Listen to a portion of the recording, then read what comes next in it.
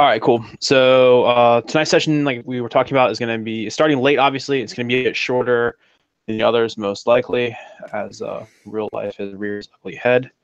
And Ken, who's playing our monkish friend, will be joining us as soon as he can. So last time we got to explore a little bit of the city of Kor and saw some interaction amongst the working class of Kor and how they sort of interact with the church as it exists. As we discussed before, Kor has this way of being fair weather guys, right?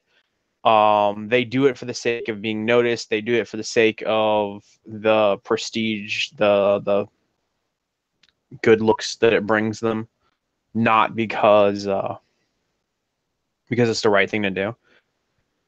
Uh, so you guys had been escorted through town by one of the queen's bodyguards and stopped off for lunch at a hole in the wall, which was quite literally a hole in the outer wall that had been turned into a sort of on the fly restaurant. And after lunch and people have gone off to do their things and come back and you guys have regrouped, he has offered to now take you to the inn where you're staying. You guys got to the inn. They gave you the little gnomish innkeeper that gave you your room keys, and you were all resting and or bathing, changing, meditating, throwing arrows or shooting arrows or something at targets, whatever it is that you were doing in the meantime before this this party that is being put on by the queen this evening. So as the day progresses, the sounds of Kor continue. It's a constantly bustling city, again, that sort of keeps its trash and refuse down the alleys and hidden. Outwardly, it looks like a very well operating, very good place to live. The inn is noted. It runs very smoothly. If you go out into the dining area downstairs, you'll see multiple people taking care of tables. There is a bard, or at least a minstrel, up on a stage playing some music. Guests are taken care of very well. The food and drink is adequate, if not good. And as the day wears on, for those of you who don't sleep through the afternoon waiting for this party, you'll see that there are comings and goings downstairs. A lot of local business people, perhaps, use this location to conduct meetings, to have lunches. It seems that maybe this is a place to be seen as well, as people stop in and do nothing more than talk about themselves, or perhaps jump on the bandwagon of talking about whoever is currently popular in town to talk about. It's closer to the evening time. Some of the guests, the count begins to dwindle, and the furniture downstairs begins to get shuffled around a bit, turning it from less of a multiple table dining style to more of a banquet hall. The tables are pushed together to form long tables. The minstrel stage is moved more center, so it's just next to the fireplace. The upstairs is decorated with paper lanterns and some sort of furry streamers dyed in exotic colors. And the waitstaff becomes perhaps a bit more costumed. They're more dressed up. Not not coats and tails, but more dressed up. And it's probably 6 o'clock in the evening, and the din, the sort of thrum of this place being converted begins to settle down. Things are in their place. A few guests have begun to arrive. It's hard at first to distinguish which ones are actual guests attending and which ones are just people of importance, because they all dress very similarly, right? Everyone's looking to be seen in public. The gnome has since bid a farewell. His shift is over. A older but good-looking human gentleman has taken his place.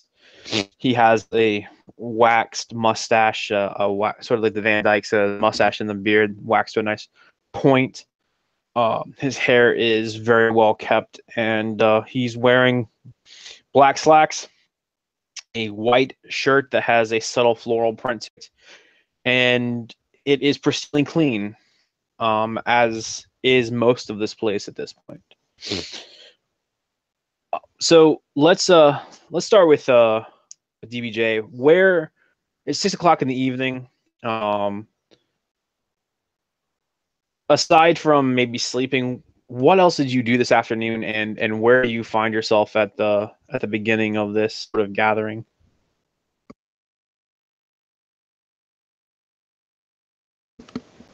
You're gonna have to unmute yourself. Thargus has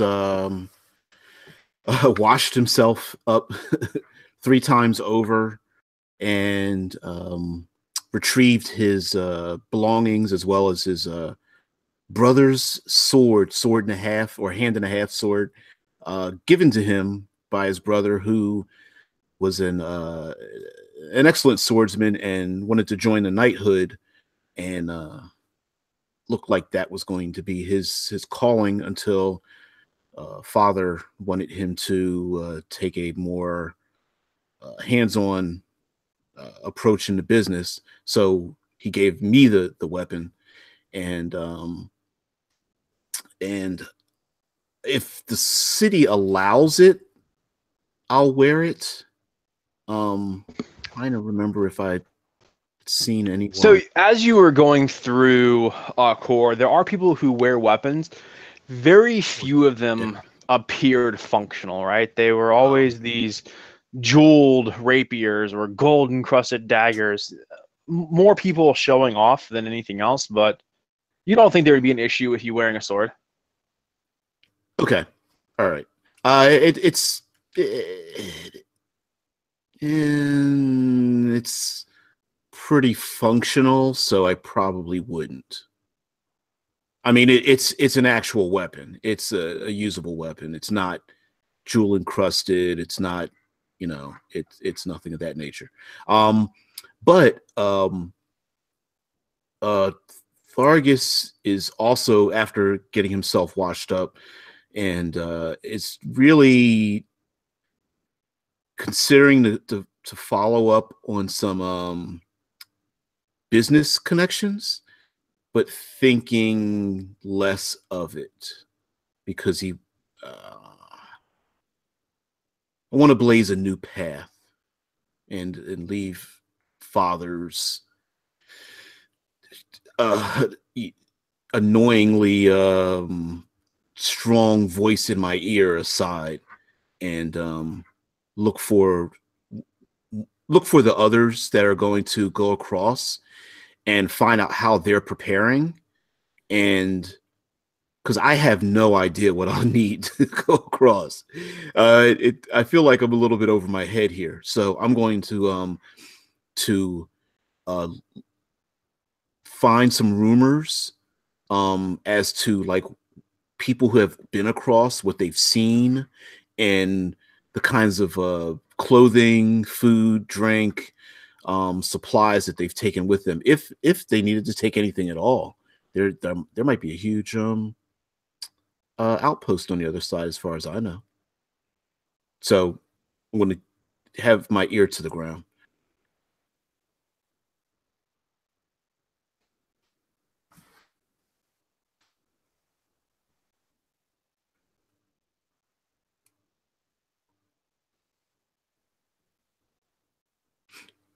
Now you're muted, Steve.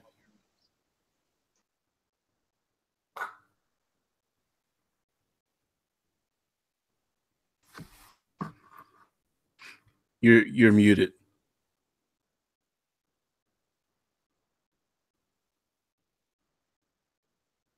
That's weird. I'll never mute myself on that. I always use this. So at the beginning of the gathering, it's kind of hard to pick up on anything. But as you are perhaps meandering around the bottom, you do come across these two women sitting in a corner. They've arranged to be invited somehow. At first glance, you're not really sure what merit it is, unless it's just wealth. And they are talking in sort of hushed voices, but very, very excited voices about who they might see here. And they do know that the name that you hear that comes up is Cayman Iope. This will be his return trip back to Postgate also. He'd been there previously and had come back for something, and now is going back, and he is one of the abbots of the Church of Kor. But other than that, it's a lot of talk between those two women about current trends and who's wearing what, and did you see me when I was at service, and oh, this poor little wretch, and basically talking themselves up. Wolfram, what are you doing? Okay, just a couple of quick questions on the general nature of this party. Is this to be a dinner party, an after-dinner party, both? And also, what do I know about the kind of people that are going to be invited? Most can be important VIPs or... So it is going to be kind of a dinner-esque. It's going to be a proper, like, necessarily sit down and have multiple courses, but there will be food served. And as far as what type of party it is, it's a party that was arranged ostensibly in y'all's honor, right? The type of people being invited, your guess is that it's going to be important people. Perhaps it'll be some of the others who are going across, but it's also going to be a lot of people who just simply are always on that invite list, right? They're not important, but they always get invited to important functions. Gotcha. So is it to be a couple of hours or like the whole evening? No one really told you, but okay. Judging by the setup down here, it's going to be at least several hours. All right. So I would have dressed up in my finest clothes. I'm going to just take a dagger with me, and I've got a faux handle for the dagger, so it looks better than it is. Like it's like a fake pearl kind of thing or fake gem thing. It's only worth a couple silver, but it looks from a distance. The other thing I'm going to wear is I'm going to wear like a little pin on my collar that basically says welcome or friend in Thieves' Cant. In case there's any like-minded individuals there, they'll pick up on that.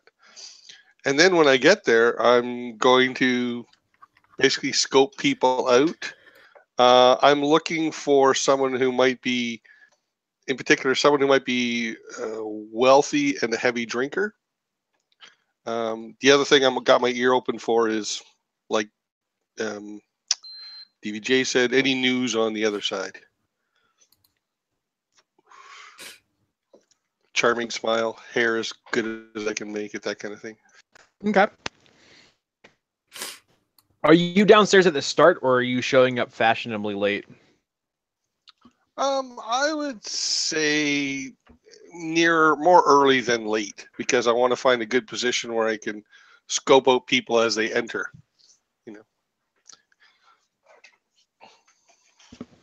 Okay, that's easily done.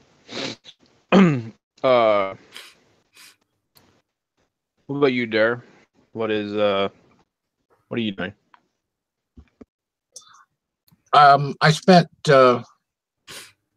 several, or at least a few hours prior to this. I have the capacity for the mend spell, so the sort of shabby finery that Dur had been wearing initially, simply bringing it to the best presentation that he can.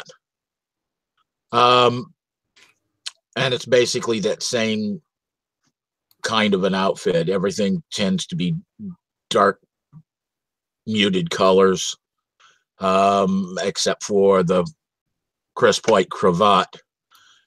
Stop briefly going down the hallway and pick a bright flower, and he wears a flat brimmed wide or a flat top wide brimmed hat.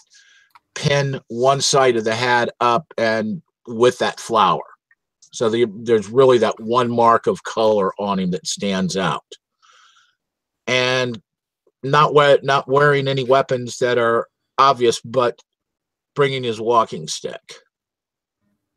Go down, and I'm staying more or less to the side. I am still watching for my paranoid imagined enemies. Watching for any Albanians that might be showing up, or anybody that looks like they might belong to the Brotherhood, and pretty much staying as far in the background as he can. All right, and Icarus? Icarus has gotten some sleep. He has secured all his gear and sort of prepared it for the crossover, which is coming up. When he goes down to the party, he's wearing a kind of a long, light brown coat that's almost floor length, maybe a couple few inches above the floor. Underneath, he's wearing darker brown leather pants, and he's wearing a silver shirt underneath made of a very fine chainmail that actually has kind of a faint shimmer to it as he goes. He used Blessing of the Forge on it, so it's actually enchanted, so it has this kind of a faint ripple shimmer to it as he moves.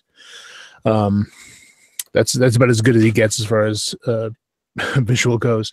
On the one hip, he has his nicely oiled leather pocket with his holy symbol in it, and on his other is his hammer, which he always has on him, which is ceremonial tool and weapon. But it looks quite nice.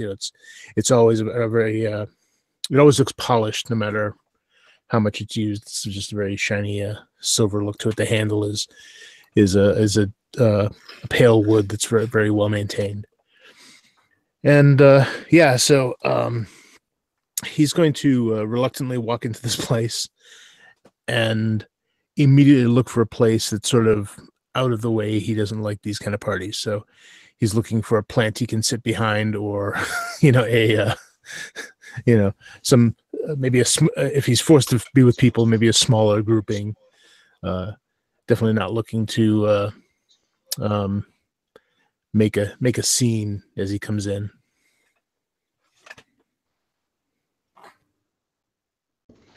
Okay. So, for the most part, it seems like all of you are downstairs. Yeah. At the beginning of the festivities, and there is no like real announcement to the start. It just sort of seems to organically start. These people have parties like this often enough that, you know, one thing leads to the next, and before long you have a party. At the once it becomes obvious that everything has gotten underway, there's probably 30 or 40 individuals beyond yourselves and the staff that are here.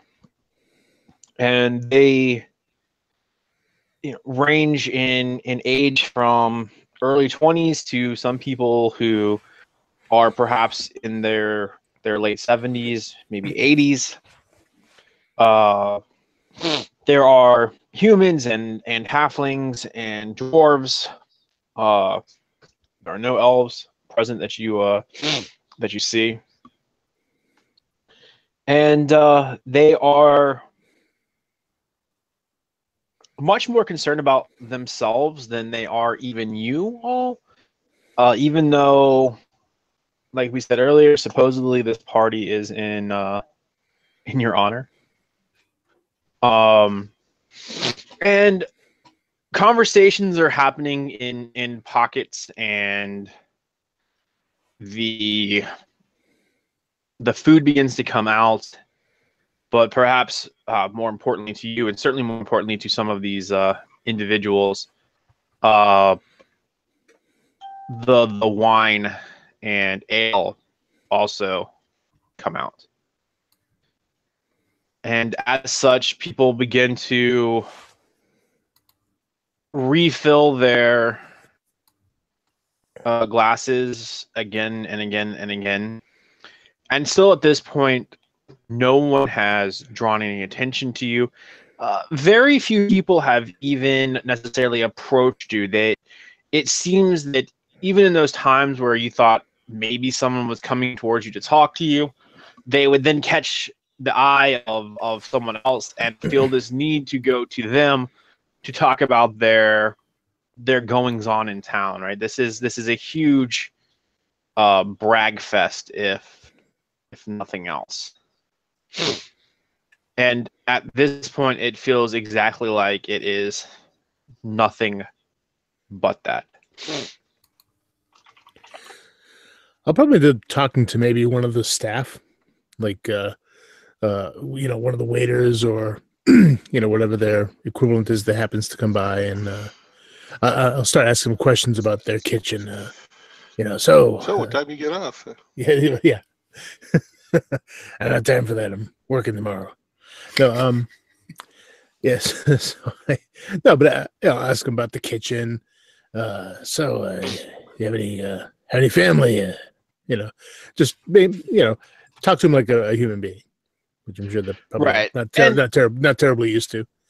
I mean, I'm not saying they feel badly, but I nobility can tend to just sort of ignore them as fixtures rather than sure. But yeah, so I'll probably end up just talking to some of the staff again, not about anything in particular, but just to talk about the kitchens, what kind of kitchens they have, what do they cook with, and the staff they talk back, perhaps not like you would expect. They speak as though they're entitled also, even though their station in life wouldn't have them that way. But it's maybe less that they're entitled and more that they're trying to keep up with the environment. Mm-hmm. But they will, they'll talk to you about their family, and it's still sort of braggish,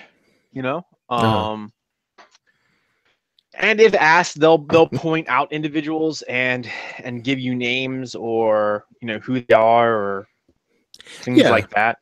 Yeah, I probably will ask about people just to kind of get a feel for it. If I feel that it's starting to gossip, I'll kind of steer it away from that. I don't really care about their politics. Right, But and it rapidly does. It seems that this town's Yeah. currency is gossip. Yeah. Perhaps 45 minutes or an hour of this goes on, and it's getting to that sort of 8:30, and you begin to wonder where you've lost some of the time. Mhm. And it's because this happened, like I said, so organically. There wasn't, oh, it's 7 o'clock, we gotta get started. It just sort of moved into it. Hmm. But an individual stands up from one of the corner tables that has not been put into this long banquet selection, and he quietly stands and he walks over to where the minstrel is playing, and he speaks to him for a moment, and the music stops, and this gentleman steps onto the stage, as it were, and he clears his throat, and it takes a couple of times before eventually he looks over at the minstrel, and the minstrel just plays this really shrill note across his his flute, and that brings the conversation in the room, for the most part, to a screeching halt. There are still those people who are going to finish whatever the sentence was or the story was they were in the middle of. But this gentleman is standing there. No matter where you are in the room in relationship to anybody else, someone near you points or nods or gestures in some other way, and says, to the extent, that's Alexei Kubros. And there isn't anything that follows that. There's no, oh, he's this, or he's with this person, or he does that. For the first time, maybe this is a name that is actually respected, whereas everyone else has either been talked up or trash talked through the evening. What's the name again? Alexei Kubros. Kubros is his last name.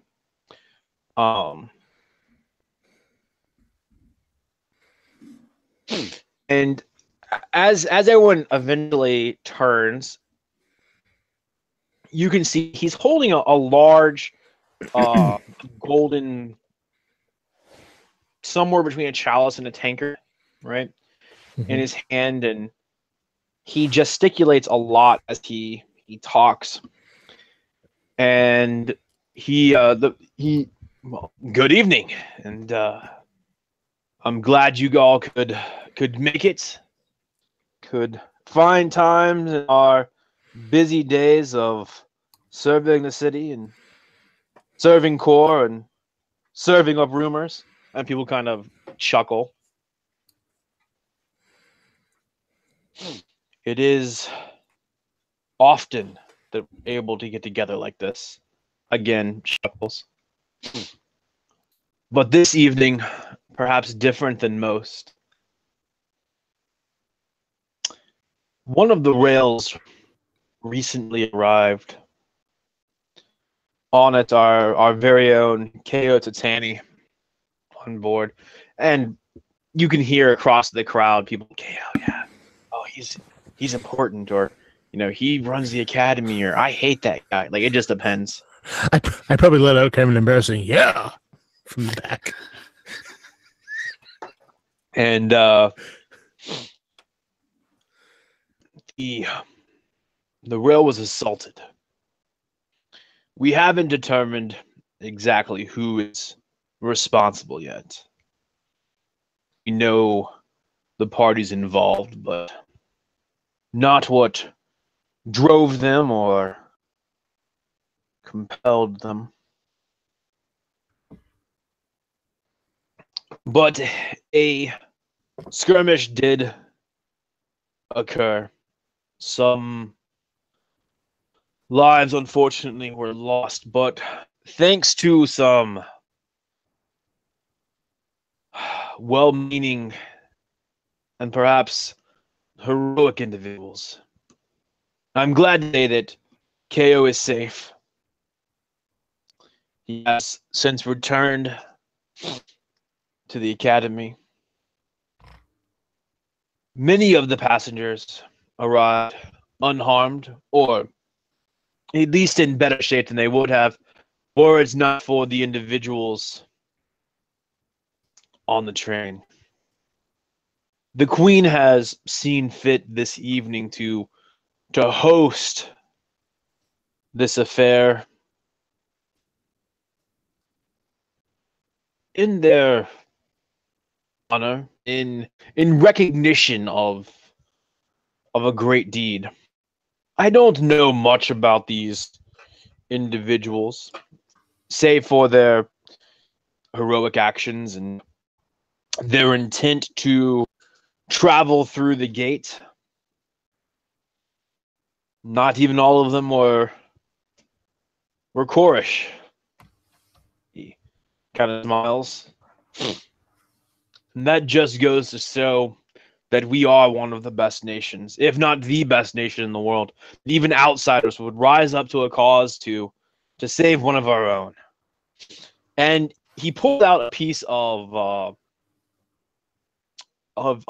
paper. It's too thick to be paper, and it's not quite parchment. It would be the equivalent of cardstock. And he looks over it, and then you see he's scanning the room. And unfortunately, the fastest one to pick out is definitely Icarus, right? Like, he's just the easiest one to single out. And he points with his chalice toward Icarus, and there's one of them, Master Icarus. And he looks around the room again. He hasn't paused you for very long. Some of the people turn and look at you. Some of those that were standing near you stand a little bit closer, perhaps hoping to have some of whatever it is you have rub off on them. Right. Yeah, so I'll just kind of hold up my hand kind of awkwardly. Hi. and I'll look around with it, kind of throwing a smile at anyone who'll take it. Right. He eventually spots Thargus, and Master Thargus Gani. He struggles with the name that he's never heard of in his entire life. It's just not his cup of tea. And he does not, however, find the other two of you, nor our monkish friend. And so, and there are three more. Master Wolfram, are you here? Master Durag. He stumbled through. I'll just take a step forward, give a brief wave and my most charming smile, and then go back to leaning against the wall. He looks at you, and you see he looks down at his paper to determine, are you Wolfram or are you Durag? And he reads across something, and he nods, and Master Wolfram. And again, he Durag.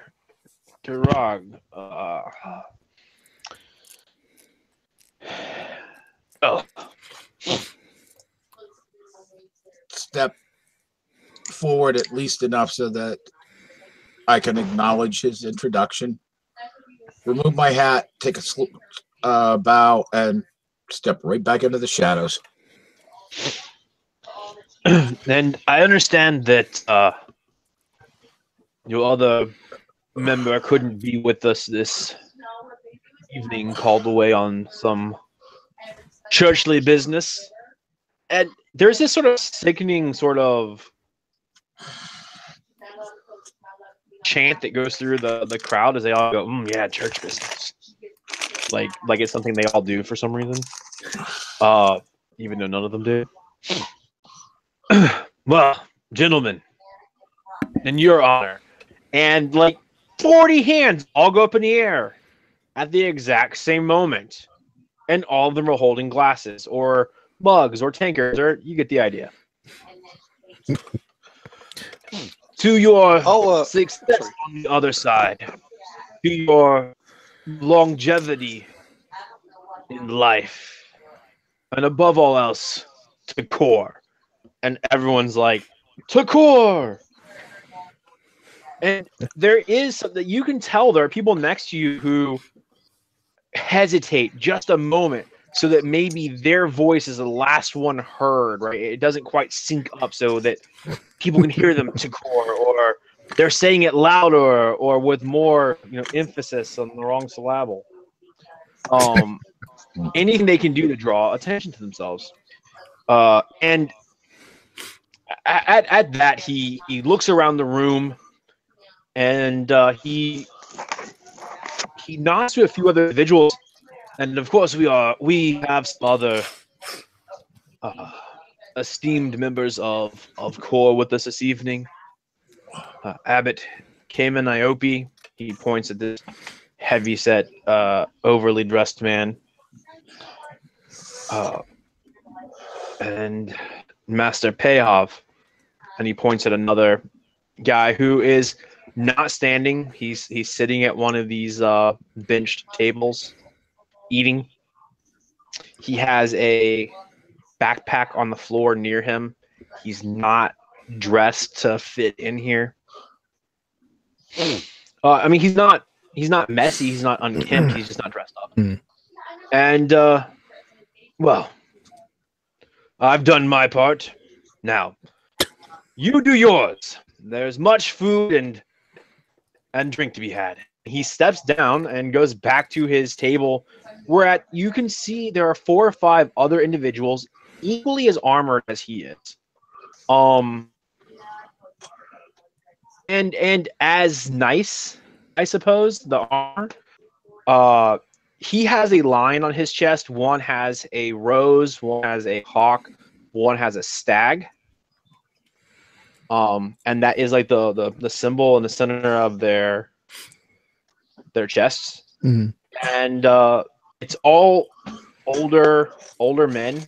And all of them, just on glance, look very military, right? They have that short hair, visible scars. Their skin is toughened and hardened.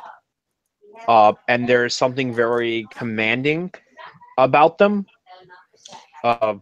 About that time, Wolfram, you feel a tap on your elbow. Okay. I'll look. All right, you look down, and there is this.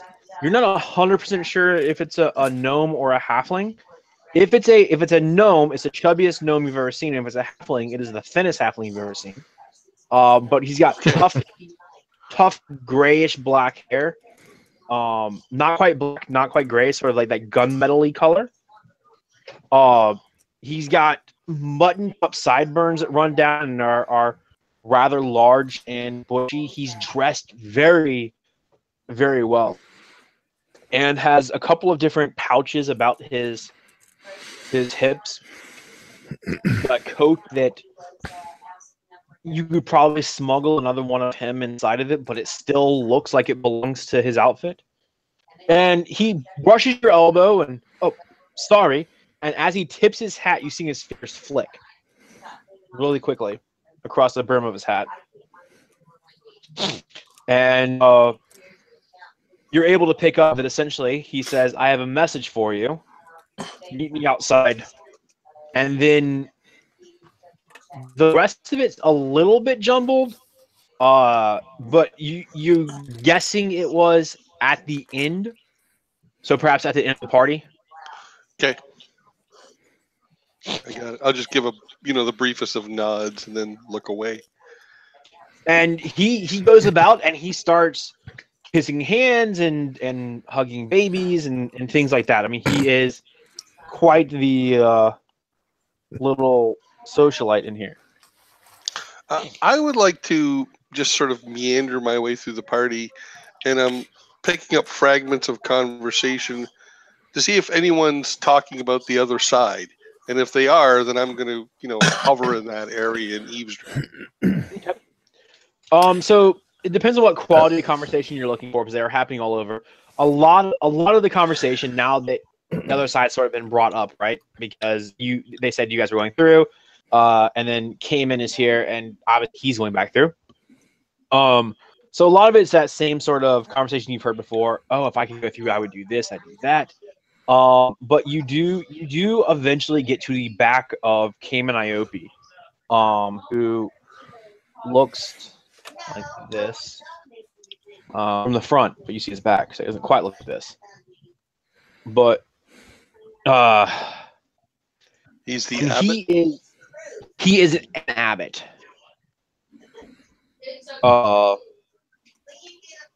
But his back is to you, and he's addressing some other individuals. And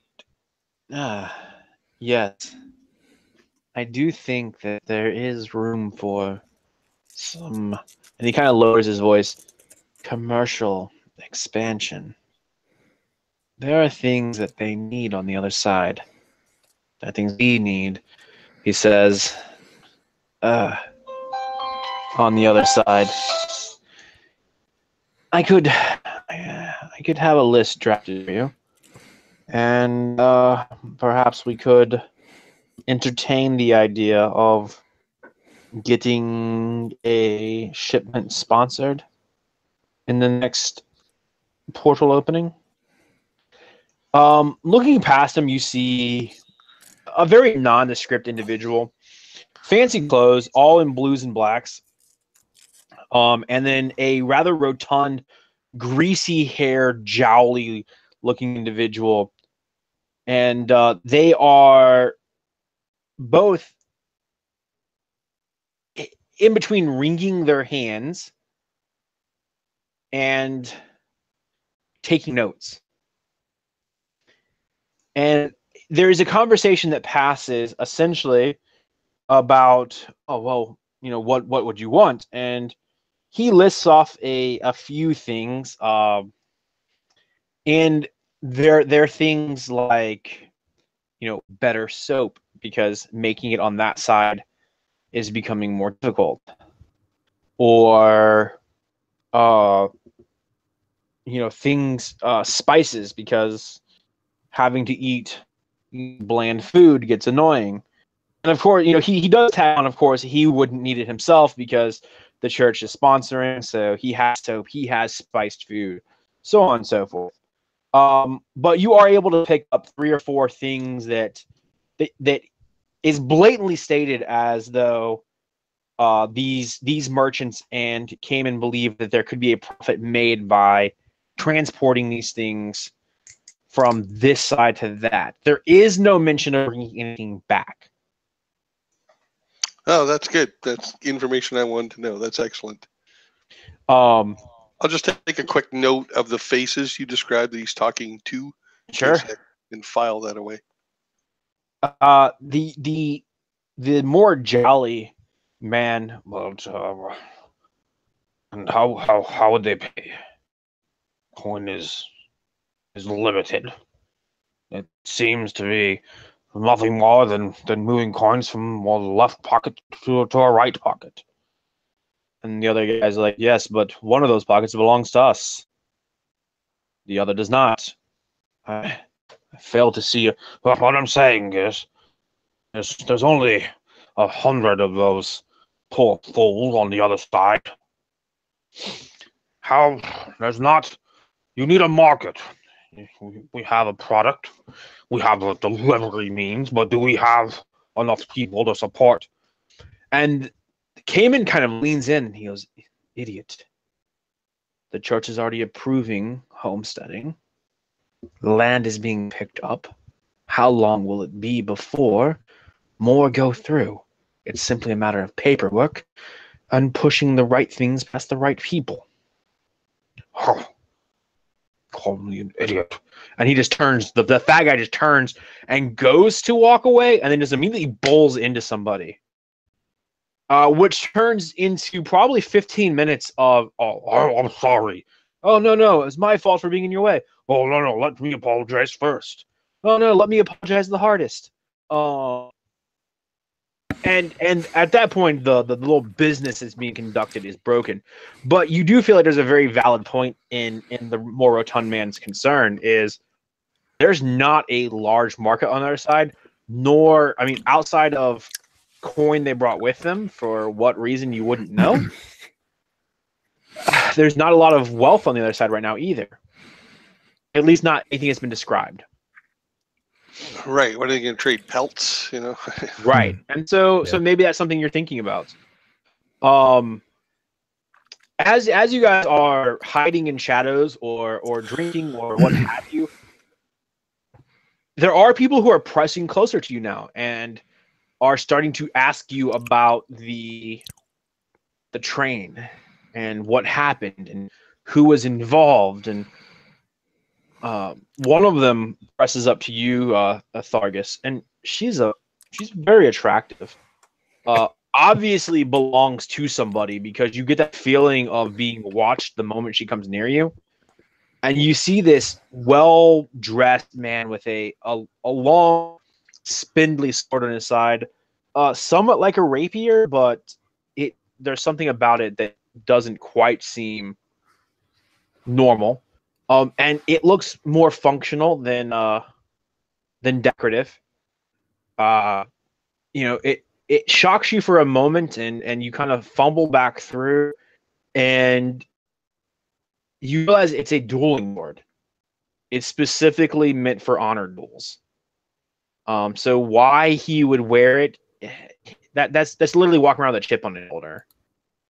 But this is the type of guy whose intent is to have someone challenge him and then attempt to run him through. Like, maybe that's how this guy proves how much of a big shot he is. But his wife or whatever she is has come over to you, and so you on the train. You're one of the heroes. Why, yes, I am. Myself and my colleagues, yes. She looks over to where Dur is, like, sort of back in the most shadowy portion of this you can get without hiding in a broom closet, I'm assuming. Which is, I mean, you're still obviously visible, but there's no like totally dark spots in here, and he's one of them, and him. She points over at Wolfram, and even the little one. Yes. Is it okay to call him? They're strange. Maybe a little They're shy. very strange. Yes. Well, we were just doing our part on the rail. Anyone here would step up and try to protect the honor of those that would be assaulted. Yes. And know that Ko Tadani was on board, and obviously yourselves, and you're going through the gate, so you're important. Who else important was on there? Anyone we might know? Well, I don't want to go into too many details, but I hear one of those strange elven types were on there. And I say that as if I really wasn't part of it, but like I may or may not have seen something. So I'm just giving like a little hint, like, yeah, and surprisingly, I saw, you wouldn't believe this, a beautiful form, all of stone. Who would think such a thing? On the rail? I think there was a murder. So she's kind of nodding, perhaps captivated, Mhm. perhaps overly captivated. And you see her eyes kind of dart over your shoulder in a direction, and she steps a little bit closer, and she looks over at. I see your hand. Jump in. Just an aside, considering that I'm close enough that she could point me out in conversation, and what I'm looking for, that duelist is going to kick things off. Sure. I'm not striding forward, but I'm easing forward in that general direction. I got a bad feeling, and I know that our friend here is not carrying anything sharper than the fork he was using to eat his food with. All right. So, as you approach, you hear her. She goes, "So the rumors are true. There was an Althanian on the train, and he was murdered. You've been a great help." Now Thank you. remember, they were, and I just as she's leaving, I'm like, now remember, they're only rumors. Bye. See ya. You see her. She goes back over to the guy with the dueling sword, Okay. and she talks to him, and then another individual that was milling about the room kind of brushes past you and Dur, and he moves over to them also. This guy moves like a fighter, and not a soldier. He moves like a fighter. Okay. And what really catches your attention as one of these servers comes through with his tray of food, they're asked a question, they spin, and he almost matrixes, right? He leans back out of the way, and the tray just rides over him, and he stands back up, and then keeps moving without really losing his stride. He has a darker complexion to him. His skin tone is actually very similar to yours, DBJ. He bald head, a tattoo that you can see that starts at the base of his skull and runs down underneath of his shirt. Everything on him is tailor made, right? It fits him perfectly. But he goes over and he walks past the two talking, and he takes up a position now, sort of watching from behind them back across the room. And you can see the woman, who's apparently not very good at what she was doing, because she keeps looking at you guys, gesturing and pointing, and you can see that the guy she's talking to keeps trying to push her hands down, or at some point he just grabs them very lovingly, right? And he's holding her hands in front of her so that she stops pointing. The party continues on. I was gonna say, good. While this stuff is going on, I was going to go over to Alexi. Mm-hmm. I'll kind of wander over there, kind of shaking hands with people as they pass by, because you said they were kind of crowding in on us, so I'm sure I can't avoid all of them. But I'm generally pleasant. Thank you. Yeah, excuse me, I have, trying to make my way across the room, and I'll get over to Alexi and say, Alexi, right? He nods at you. I wanted to thank you for that very kind introduction here. Very nice of you.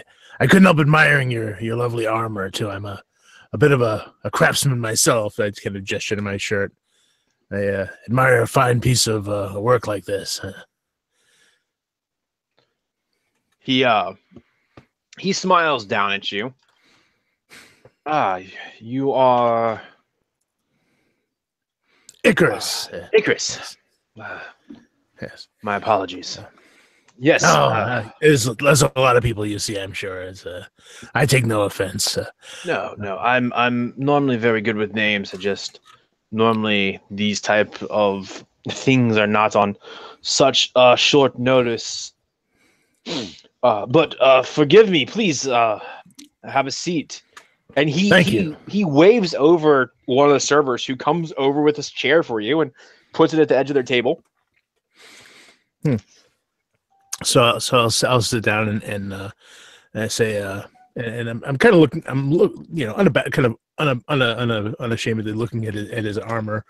I'll still make eye contact with him every now and again, but I'm really examining the armor. Say fine craftsmanship. Was that made here in Core? Oh, mine, yes. Theus's, no. Termin's, I believe, was made up north, and Holland's is dwarvish. As he points at the individuals around the table. Are they obviously of different make, or? Yes, yeah, they are all Okay. very artistic. Now it's all humans sitting here, so even the dwarven made Yeah. armor is sized for a human. Right. I say, yes, I'm familiar with dwarven craftsmanship. I thought I recognized that, but these others are quite extraordinary nonetheless. Yeah, do you happen to know the name of the artisan? I'd be interested in meeting him again. So Holland looks down at you. He's again another older man. He's got perhaps less gray to him than the man across from you, but I would have to say I do not know who manufactured it. I could have it looked into for you. Oh, that's fine. No. The least I could do for a hero of Core. Oh, I appreciate that. I really do. I'm sure that the Order of Seneschal knows where they commissioned the armor from. I could have it looked into. Well, thank you. And you're very kind. I could have that information left here for you. When you return, you could collect it. Well, that would be very, very fine. Thank you. So, what does the lion signify in your order, if I may ask? I'm not from here, as you might have guessed. So, Sure. I apologize if I'm asking anything inappropriate. I don't intend to insult, of course. So, Alexia, no bother. And so he, with the help of the other individuals there, explained that they all belonged to the Order of Seneschal, and essentially, they, if you could have like an executive cabinet that was all different types of mercenaries, fighters, the army, town guard, so on and so forth. Mm-hmm. These are those guys. Collectively, what you have in front of you are the individuals who are responsible for dishing out all sort of judicial stuff in Core. Okay. They don't write the laws, but they are the final say in the interpretation of them, unless for some reason it went all the way to the king. Right. So they're movers and shakers. They're nowhere near as politically powerful as KO is. Yeah. But collectively, as a group, they're probably as powerful as KO is. Hmm. So the lion is the head of city guard, right? That's his deal. The rose is the head of guardsmen, which are the bodyguards to the king and queen. You met one of them previously. The stag is the one who takes care of law as it lies outside the city. So inside the walls, it falls to the lions. Outside of it, it falls to the stags. Okay. They're more rangery But Okay. like if there's disputes on a farm, these guys will go out there and settle it rather than having the farmers come all the way into town to take care of it. Right. They also protect the roads. They also kind of enforce taxes and tariffs and things like that. Like that's their thing. They're tax collectors on top of it. The Falcon Hawk is the army essentially. They're the ones that deal with any external conflict. So out of everyone, they're the ones that probably have the least to do in the last, 80 to 100 years. All right. Yeah. So I listen with interest and not in all the right places. Right. And I say, oh, well, thank you for your time. It's sounds like very important work you do. I appreciate it. And as you maybe you slide out of your chair and go to leave, Holland, if you don't mind my asking, Master Icarus, what is it that's taking you through the gate? None of us have ever been. Oh, that is the question, isn't it? As you might imagine, it's fairly complex. I suppose my main purpose would be to explore a new place, to bring my particular crafts to the other side, and to build something new. Building is my thing. You see, it's what I favor, what I do, and building a new world is quite exciting. To be there at the beginning, to be there when the first rivet is set, when the first hammer blow is struck, when the first sheets of iron are laid down to make the first forge. It's an exciting thing to be at the beginning of a thing. If that makes sense to you. Oh, it does. It does. I'm afraid, from my understanding, and he looks at the other guys at the table. And gentlemen, correct me if I'm wrong, but there isn't much iron on the other side yet. Mostly stonework, but perhaps something that will interest you. I was told by one of the young men who has been through a couple of times that recently, and forgive the term recently, time is an odd thing between the portal. Not that it passes differently, but you know what I mean. Only being able to open it so often, and recently, at any rate, I babble. They have perhaps found, discovered, seen what might be remnants of buildings. Something of intelligent design on the other side. In fact, I heard something about that. It's very exciting. Clearly, any civilization of any significance to build structures like that must have great engineering and, dare I say, metalworking skills. The gentleman, Theus, with the rose on his chest. Well, from what I've understood, there is no sign of metalworking at all. The current working theory, if you're to believe the Arcanum, is that the culture that was there predates even our own. Perhaps they built the gate to come here, but everything on that side seems to be trees. I don't know that I'd necessarily want to live somewhere that was all trees with bugs and whatnot. It's not really for my type. He says, kind of jabbing at the stag. Yeah. And with that, they kind of fall to. It's like watching brothers with their inside jokes and almost a secret language that happens. Like, these guys have been in their positions for a while. and they're a pretty tight knit group.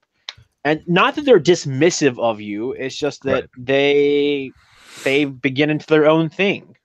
Mm-hmm. I say, oh, it's certainly not for everyone. I wouldn't exactly recommend it for a vacation spot, but I'm excited about it.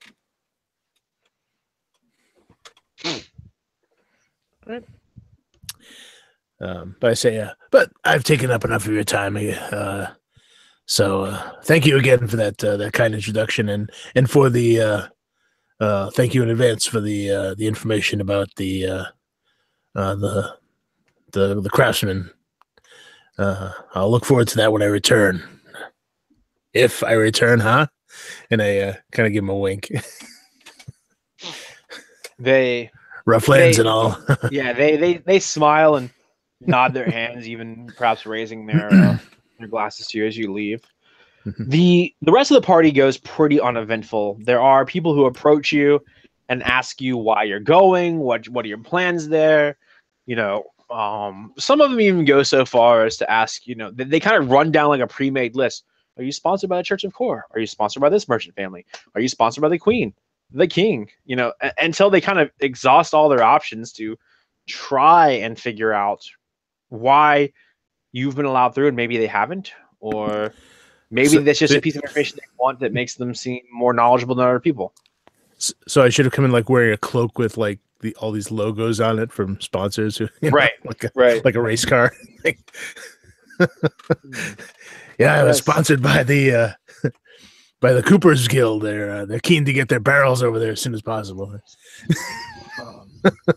But the party will wind down. Mm-hmm.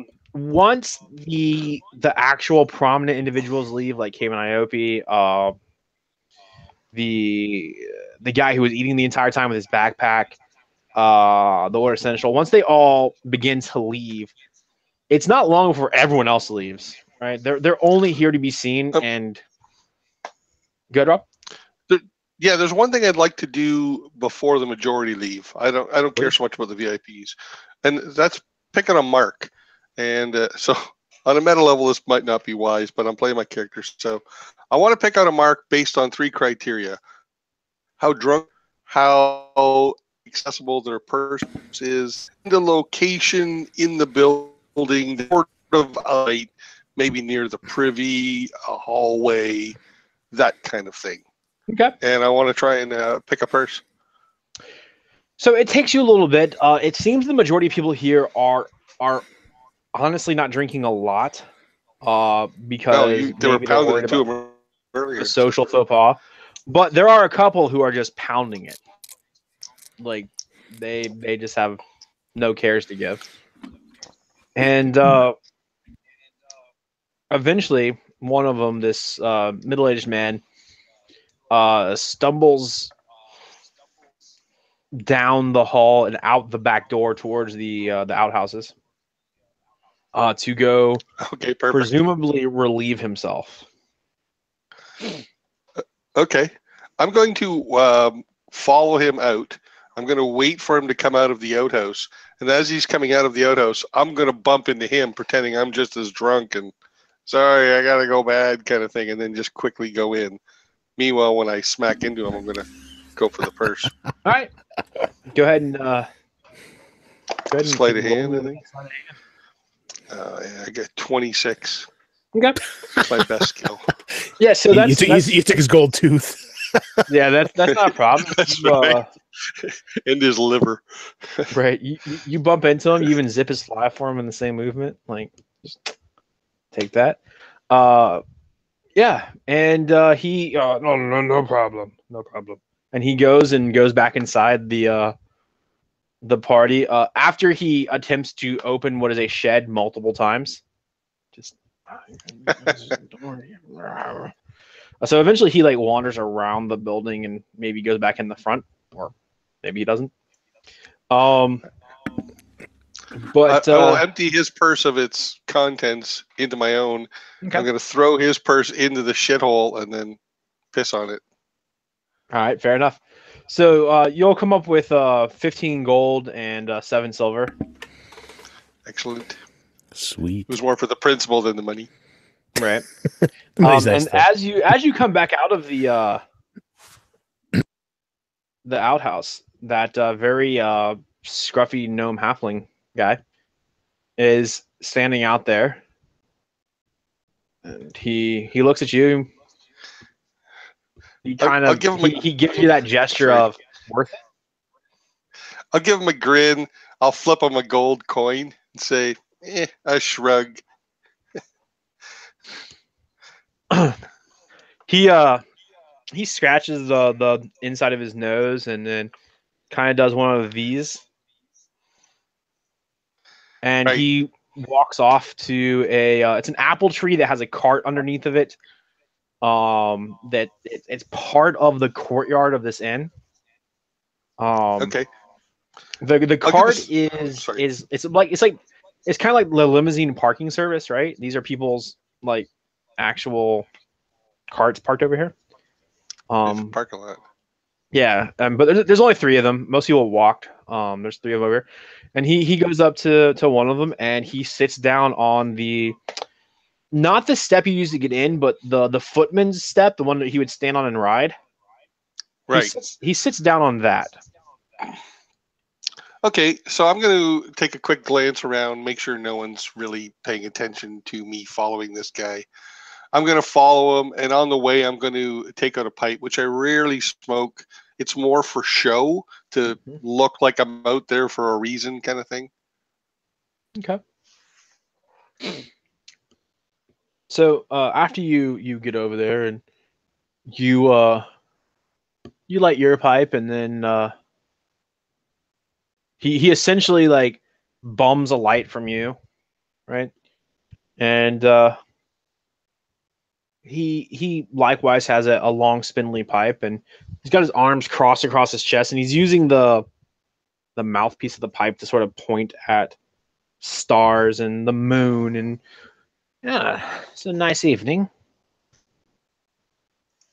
Indeed, the sky looks interesting from here.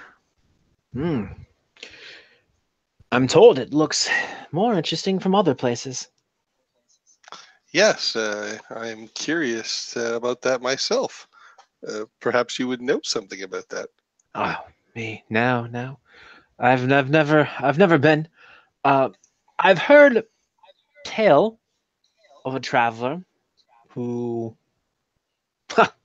get this, was saved from a hanging.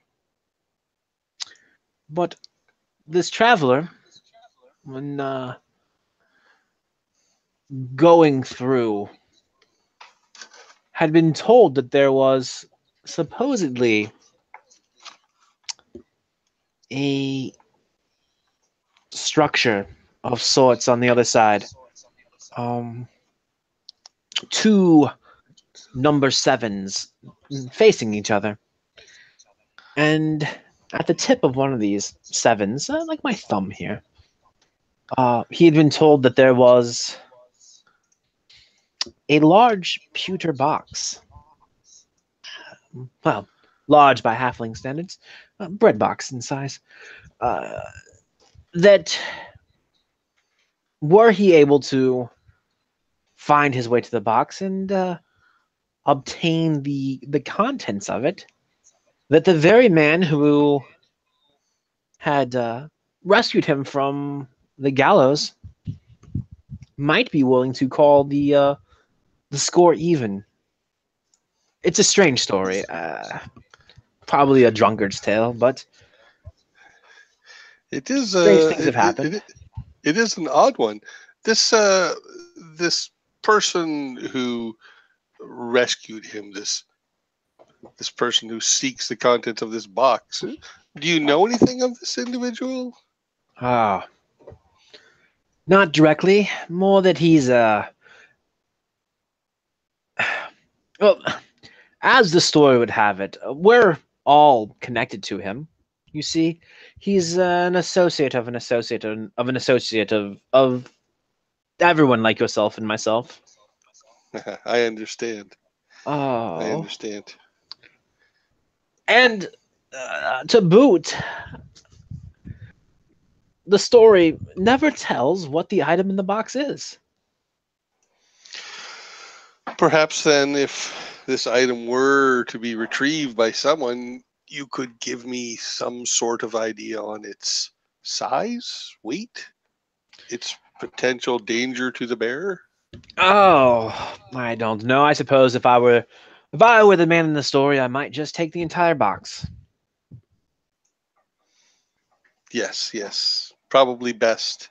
Probably better not to know in such a case. Temptation being what it is. I understand.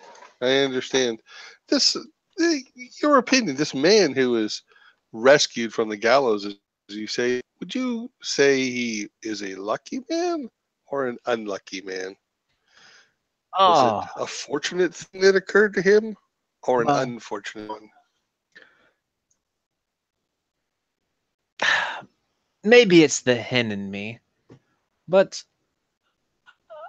I would see it as any day that I could enjoy a meal and a drink or the company of someone as a blessing or luck, call it what you want. Now, would I necessarily want that type of luck if it came with the attached price tag of being associated with an associate of someone like us?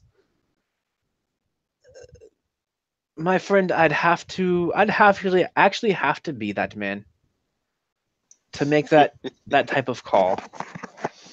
Hmm. But That is, I can say this. Associates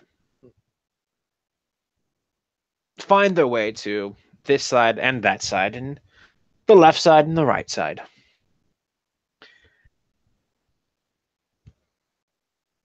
And in the story, the man who wants the thing in the box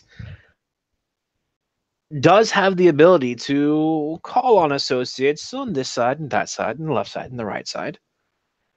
So even if our gallant or gallowant, see what I did there, gallows and gallowant, individual was to perhaps run or hide or hide and run or whatever it is that he might do, I would think that an associate would find him. well, if you should ever cross paths with this friend of a friend of a friend, or perhaps speak to someone who knows him, tell him to rest assured that I think, in my opinion, it would be best that this individual did as he asked and enjoyed the benefits of his favor rather than the threat of his wrath. It's not so much the wrath as it is the lack of favor, but the man in the story, of course, he does have a way of making lives easier, wealth more abundant, life more splendid, as it were.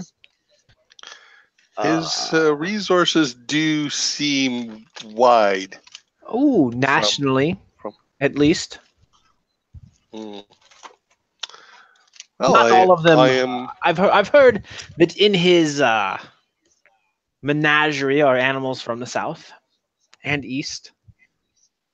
I've heard rumor that perhaps even one animal from the other side has been brought back to this side, the left side and the right side being what it is. And that in itself is interesting. I'm very grateful to have crossed paths with you. Perhaps you could give me a name, any name that should I seek you out if I'm ever back this way. Oh, my name. Yes, yes, of course. I didn't want to impose upon this friend of a friend of a friend of yours. He seems to like his anonymity. If you're ever here, Just any name. if you're ever here and you need me, simply find an associate or an associate of an associate or someone from this side or that side and ask for Tot. Thank you. Thank you, Tot. I should probably be getting back to my friends, but I feel I am fortunate and less confused after hearing the tale you told me. Thank you. Yeah, it's a simple tale. Beautiful night, though. Enjoy it. It is indeed. Perhaps someday I shall get the chance to tell you what it looks like from the other side.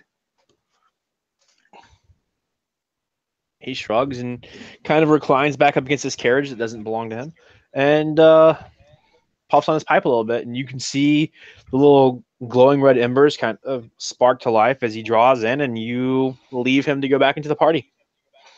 Perfect. Perfect. So the rest of the party plays out extremely uneventful. People leave. Eventually, a attractive but plain dressed woman comes in, and she likewise has the little rose on her lapel. My lady hopes everything was to your likings this evening. It was fine. It was wonderful. Thank you. Couldn't have asked for better. This one has no complaints to voice. Yeah, the meal was quite pleasant. I appreciated it. This the generosity and the even the how flavorful the meal was. I mean, you guys really went out of your way, and the bottom of my heart, I really appreciate it. I will spread tales of this this generosity everywhere I go. I'll just She has smile no and idea what nod. to do with that. He said enough. Yeah. So she holds out a small envelope, sealed. It's got a wax seal on the side of it that has a modified seal of core on it. Who would I give this to? I point at DBJ. Yeah, well, I'll And point. I'll Thargus. point. I'll point to Thargus as well. She hands it to Thuggus. My lady has asked that you not open this for a 10-day. But in that end of that 10-day that you open it, read it and act quickly on it.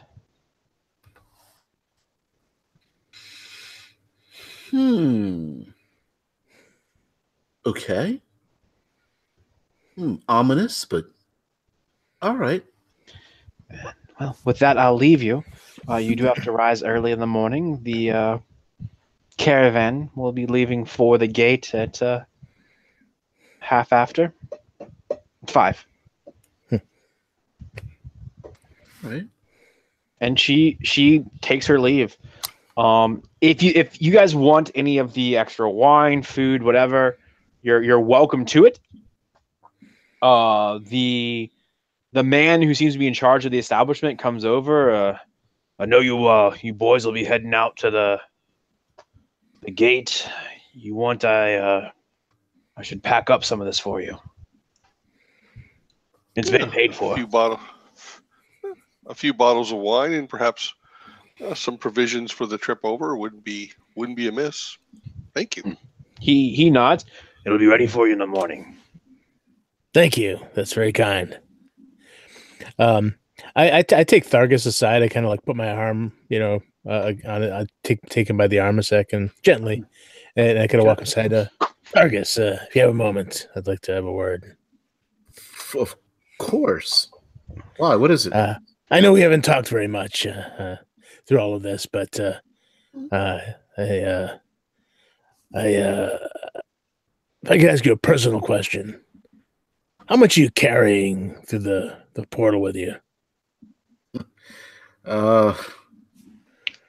Not much. Maybe 2 large man chests and maybe 3 large and I gesture at my height. This what is that called? Wow. Like a A steamer wardrobe? trunk? Yes. For clothing Yeah. and maybe 2 chests worth of belongings. Not much. Hmm. Most of it clothing Uh, and As Only never mind. necessities. yeah. Never mind. I'll talk to Wolfman instead. Thank you. Sure.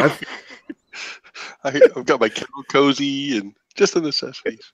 Well, you need the perfumes and the makeups and hair supplies and yeah.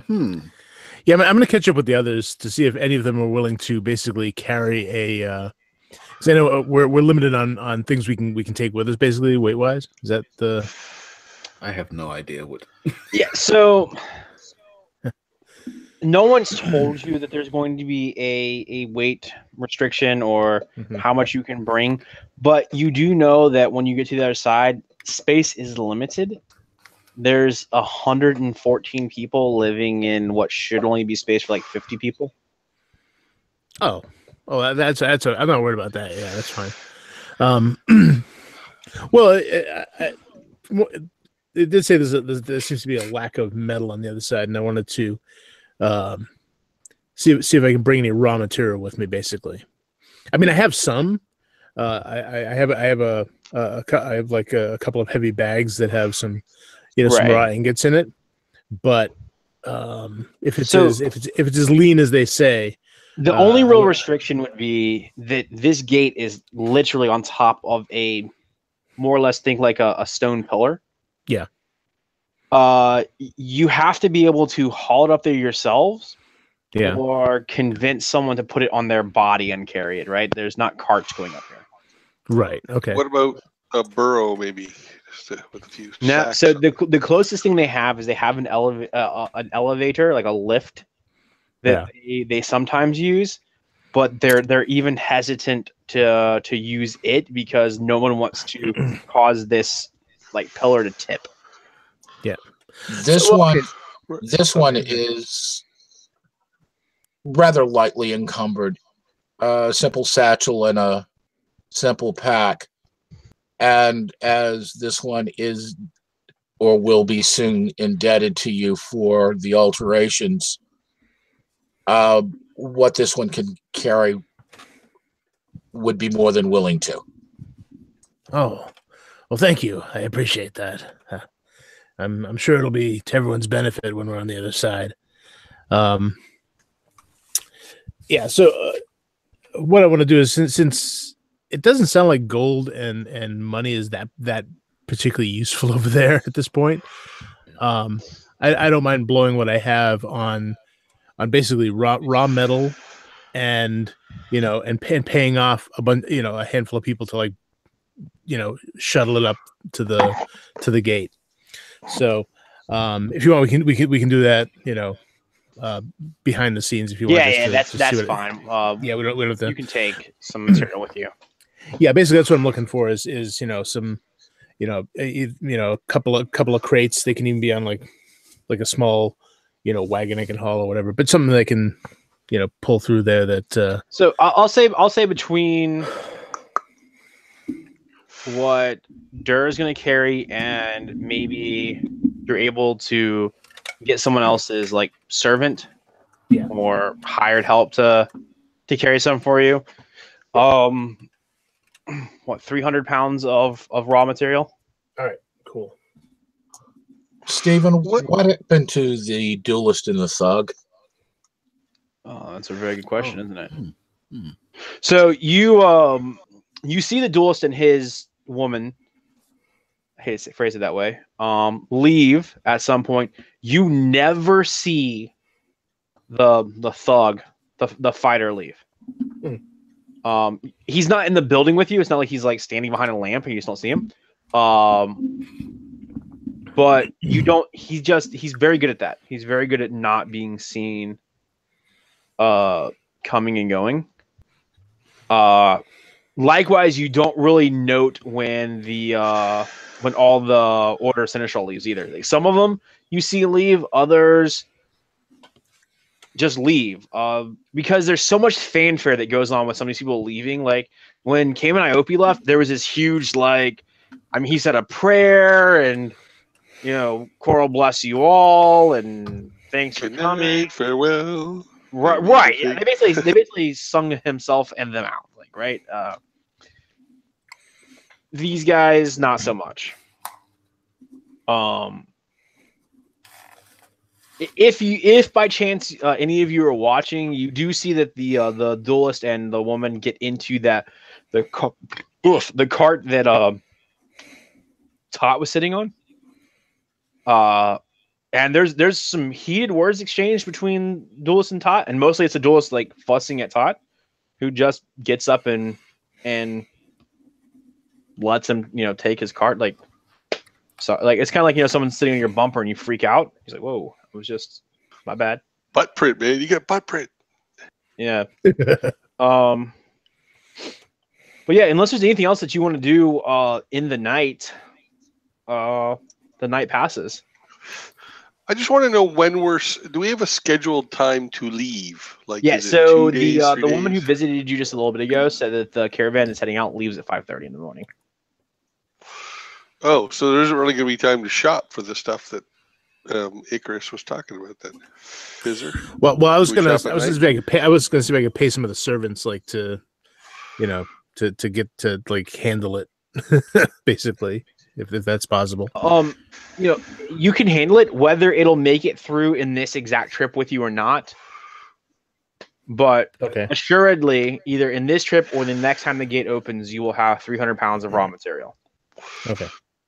There is some things I would like to pick up to take through that not nearly as extensive or as weighty as what he was looking for. Is a couple of pounds of those little expensive soaps, like the little round soaps the size of your thumb kind of thing, scented, and then maybe a pound or two of assorted spices. Okay. Actually the soaps and the spices you can buy right from the innkeep. There's a little bit of a markup, and there is, but it's not. But it's going to go for way more on the other side. But it's not crazy. Yeah, if you want to have 2 pounds of soap and 2 pounds of spice, no problem. Yeah, but in small quantities that I can sell off individually. Sure, 2 pounds of spices, not 2 pounds of spice. We're not navigating Dune here. Right. Yeah. Selling dime bags.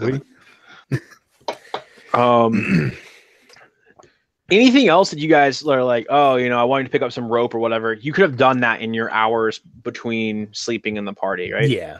That's no big deal. So the morning rolls around early, as it does, and there's meals waiting for you guys downstairs. The gnome is back. He points at plates for you all. He points at 2 kind of picnic basket looking things. You can see wine bottles sticking out of them and some wrapped bread. Nice. He tells you those are compliments of the inn. Sweet.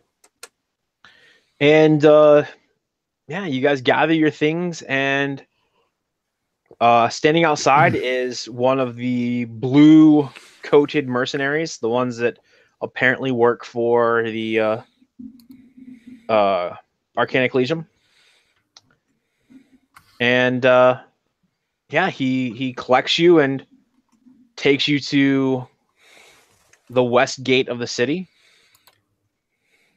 And there are carts and horses and other such. There are a group of 10 mercenaries and one other individual other than yourselves, or 2 other individuals. Cayman Iope is there, and one other individual that you have never seen. Okay. Yeah, so we'll load on my stuff, make sure everything's there and intact and ready to go, and I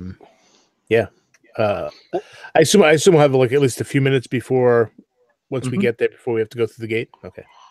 Yeah, so I'm not going to put on my armor yet then. Okay. What does the other person look like? The person who's new to us.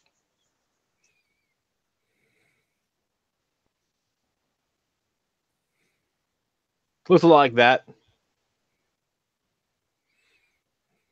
He looks cheery.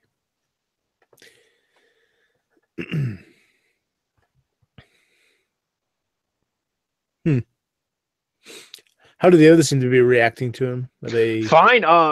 Although he has a very sour and dour look to his face, he seems to be bright and cheerful and talking to the mercenaries and asking them about their families and their children and okay? Well, I was just trying to I was trying to see, kind of get a feel for where he is in the pecking order of things in this place. he seems like he's simply another traveler going through. Okay, all right. So, well, I in that case, I'll try to get seated next to him on the way, or at least near him on the way there on the carts. Okay. Since he's going with us, wouldn't hurt to learn something about him. Yep. So he introduces himself as Liam Newsworth. Newsworth, okay. He is a arcanist. Okay. But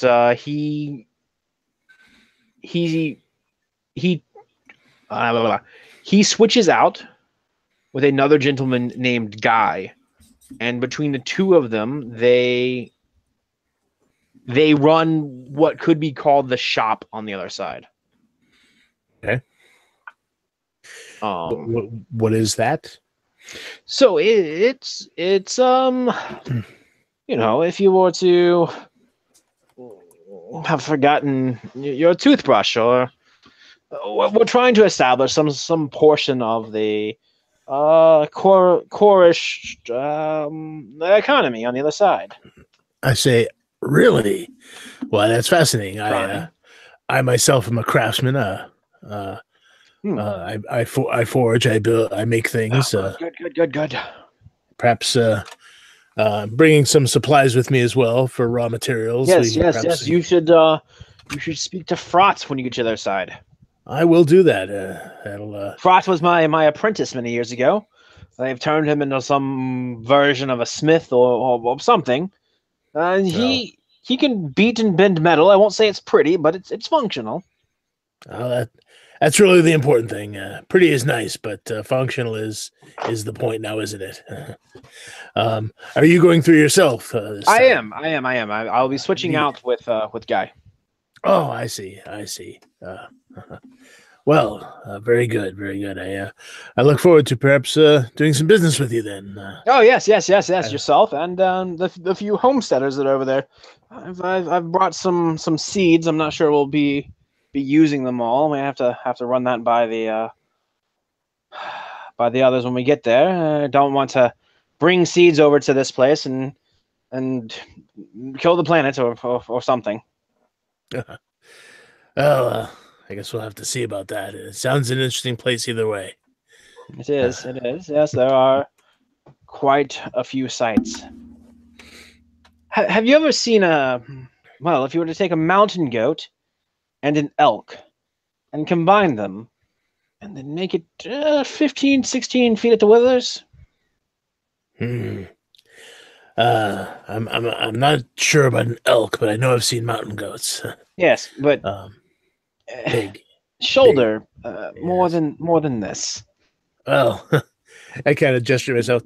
To be perfectly fair, anything over 6 feet is it all seems more or less the same to me. Well, yes. They're pleasant enough beasts. Stinky, but pleasant. Yeah. Native to the other world then. So far, one of the 5 or 6 or 10 things that we've seen. Has anyone tried to eat them yet, or?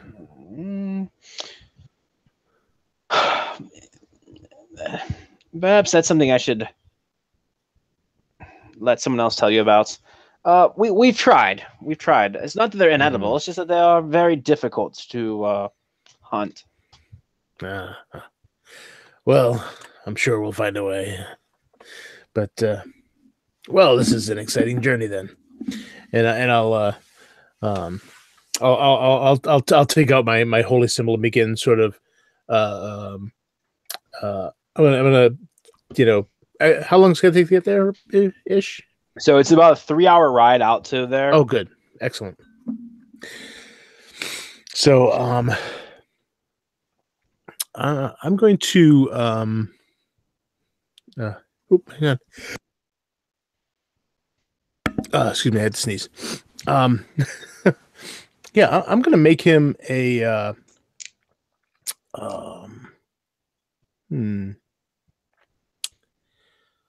actually, based on his description, I'm going to make a small little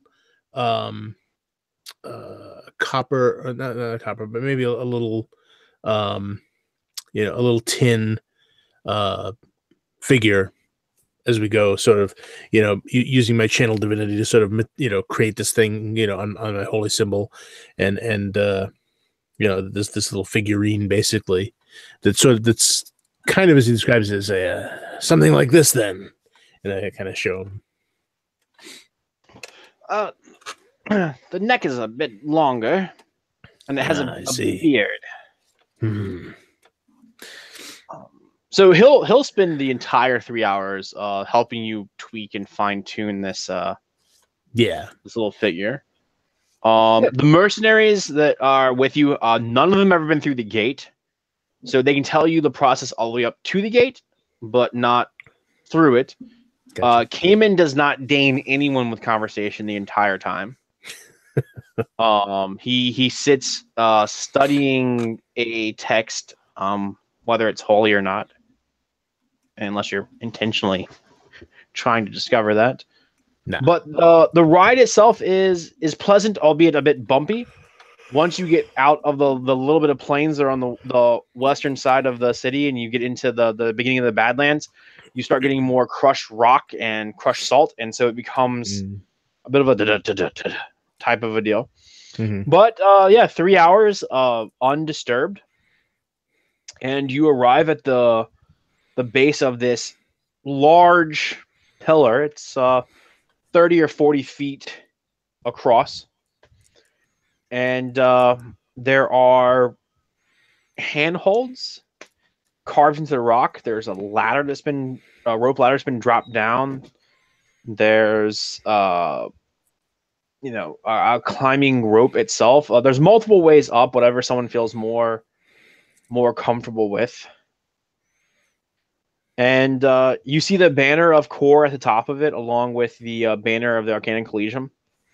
And just beyond it, maybe 500-600 yards, you can make out what are very clearly orcs on top of another pillar watching what's going on. About how far away? 500-600 yards. Like almost close enough you can smell them. I'm going to ask one of the regulars who make these trips. Is that normal? Typical? It is disturbing, but regular. And do they normally just watch? All the time. I shrugged. Something to do with the treaty. I stopped worrying about it at some point.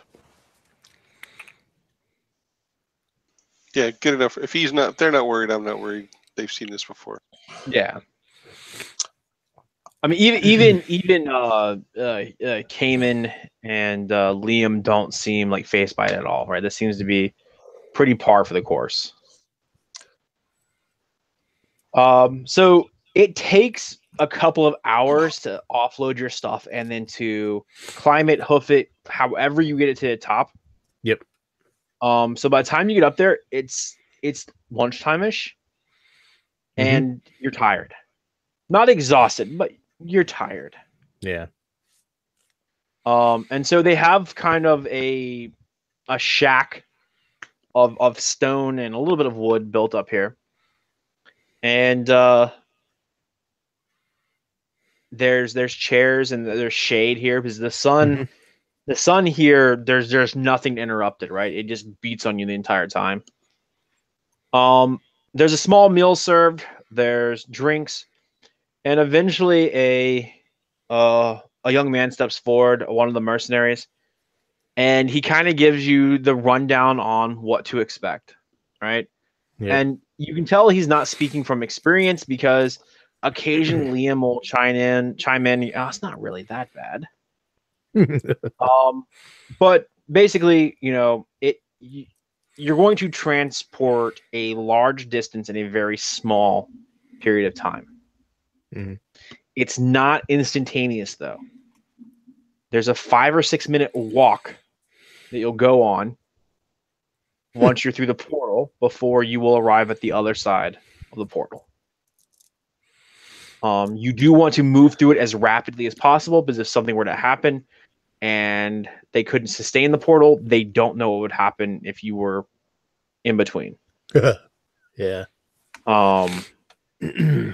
But he runs over the same thing. Like, everything's normal on the other side. It rains. There's wind. There's grass. Time doesn't pass any differently. Just be aware that you are essentially leaving what was once a swamp and is now a blasted desert, and you're going to a very fertile grassland. Mm-hmm. Okay.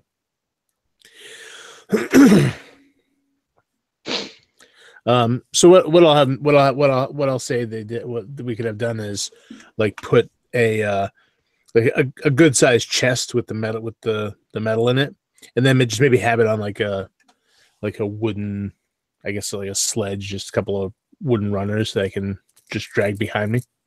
Okay. So they were able to secure you about half of what you wanted last night by going and literally knocking up some of the smiths in town and collecting from them, and the rest of it they'll have for you the next time that they can open the gate. Okay. Good enough. Yeah, with that, you can see that Cayman starts to get a little bit antsy, and he is kind of ready to go. And eventually, two Collegial Arcanum members step out. They are dressed in the reds and golds of Core. Their robes are runed up, down, left, right, and sideways. And they begin to conduct this 10-minute ritual that is essentially drawing a whole bunch of symbols on the sort of stone in front of this place. Mm-hmm. And lots of chanting in, if you're familiar with it, it's Terran. If you're not, they basically sound like they're gargling rocks. But eventually there's this sort of flash of light and this huge thrum, just that all of a sudden goes deathly quiet, and there's a slight shimmer to the portal, but other than that, you can see completely through it. The most disturbing portion of this entire thing is that this portal exists only 4 inches from the drop. So when you step through, perceptibly, there's only 4 inches of ground on the other side before you have a 300 to 400 foot drop. Yeah. So Cayman grabs a bag and points at his man, who also grabs like 3 or 4 bags, and he, with a very business sense, steps through. Like, he just and goes on through the portal. Liam looks at you. Gentlemen, I'll see you on the other side. All right. I want to follow one of these guys. Oh, well, yes. Follow him close. Come. Let me show you the way. Yes, grab that box for me. Yeah, I basically have like the ropes kind of over my shoulder for this thing with big kind of knots tied on the end, and that I'm using to hold on to. I have my 2 other bags sort of like on top of it as well, and I just lean into it, and I begin doing this like leaning kind of jog. At the start, just as he begins to move it, I'm going to do Bardic Inspiration, which will give him at least a little bit of advantage if he's pulling that heavy sledge, and I'm going to be pushing it. Nice. Okay. Thank you. So, All right. does that come in like a song or a chant or? No, mine are strictly. Essentially, what I'm going to say is, without a wheel to put the shoulder to it, put your shoulder to the wheel and mush. Okay. So you guys collectively move through unless you last minute chicken out and decide you don't want to play this anymore. In which case, now would be that time.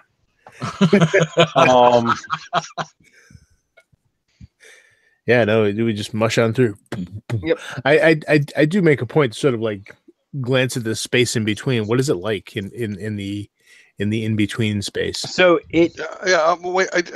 Just to add to that, I'm also curious about the very first step. So, like, does your leg disappear? You know what I mean? Like, because your entire body doesn't go through at the exact same second. right. And So when it goes through, does it feel something solid where your eyes are telling you there's nothing solid? And So imagine if you were to step through, like you're waiting in marbles, essentially, right? Like there's something resisting you as you pass through that barrier, but it moves around you, right? Yeah. And yes, your leg literally just disappears from in front of you as you step through, and maybe there's even that moment of shoving your hand in and out of it as you're trying to take this in. It feels different. It's more humid on the inside of it. There's a weight to the air in there, and that thrum is inside here once you're in. What you see on the inside is this kaleidoscope of blues and whites as it kind of whips around. It's one of those things that you think if you were to stop and stare hard enough off in one direction, that you might be able to see, like if you've studied it, the ethereal plane or something else, but no one's giving you the option to stop and stare long enough. Yeah. At the last minute, you do see your monk friend show up. He is, for the first time ever, completely hooded in his robe. You can see that he has some fresh wounds on his forearms, and he is moving through with some of his few possessions at the tail end of your party without saying anything. So the 5 or 6 minute walk is boggling.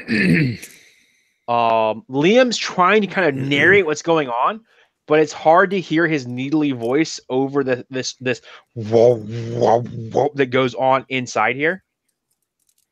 And as you step out, there's a little bit of a drop, maybe an inch or two, as you settle to the ground, and you are met with a splick as you step out into pouring rain and mud.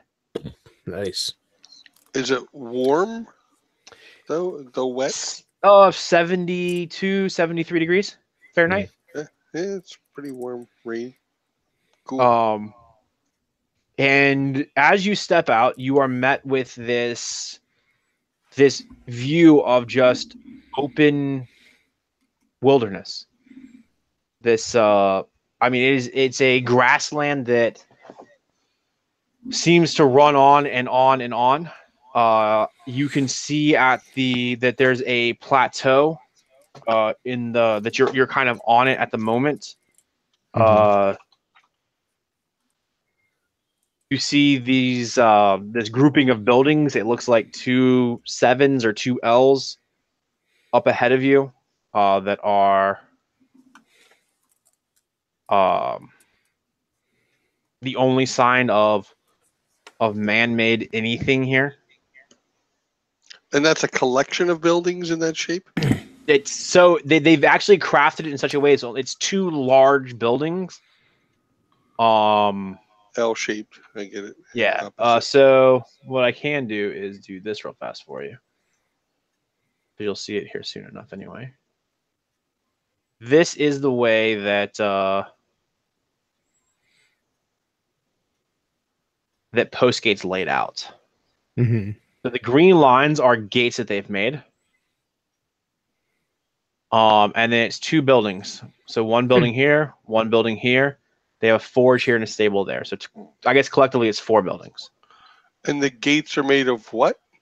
The gates are made of banded wood. It's stuff that they actually have brought through with them. Okay. Everything else is stone, and that stone was quarried from the top of the pillar you just came through. Okay. So it's really more like an army base. How that tall are the some buildings? civilians Steven? are on. So the buildings are all 20, 22-ish feet tall. Flat tops? They are all flat topped.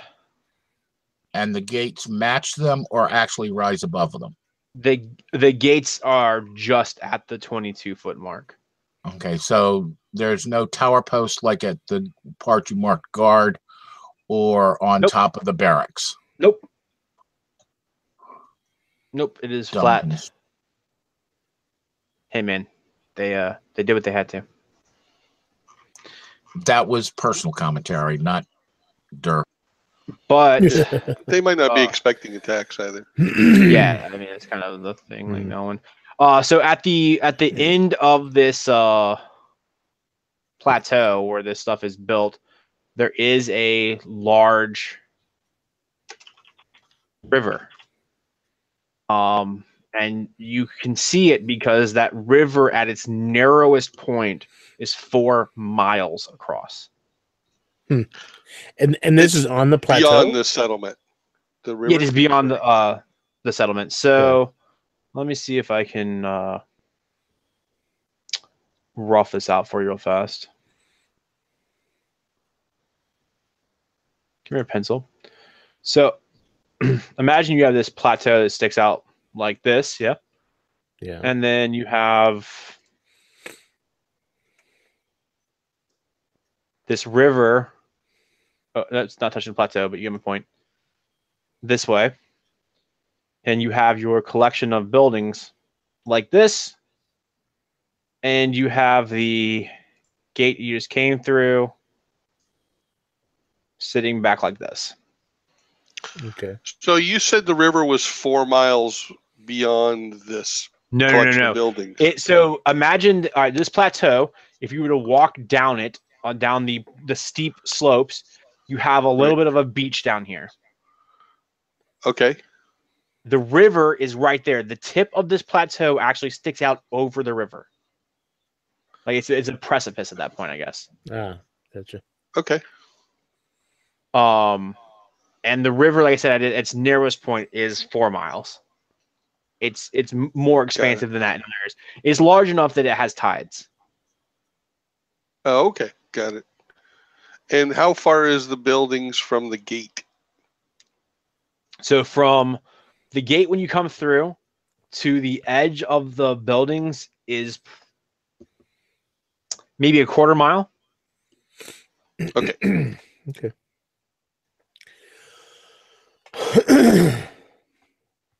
I'll just follow KO. Let him get us settled in, and then we'll figure something out from there.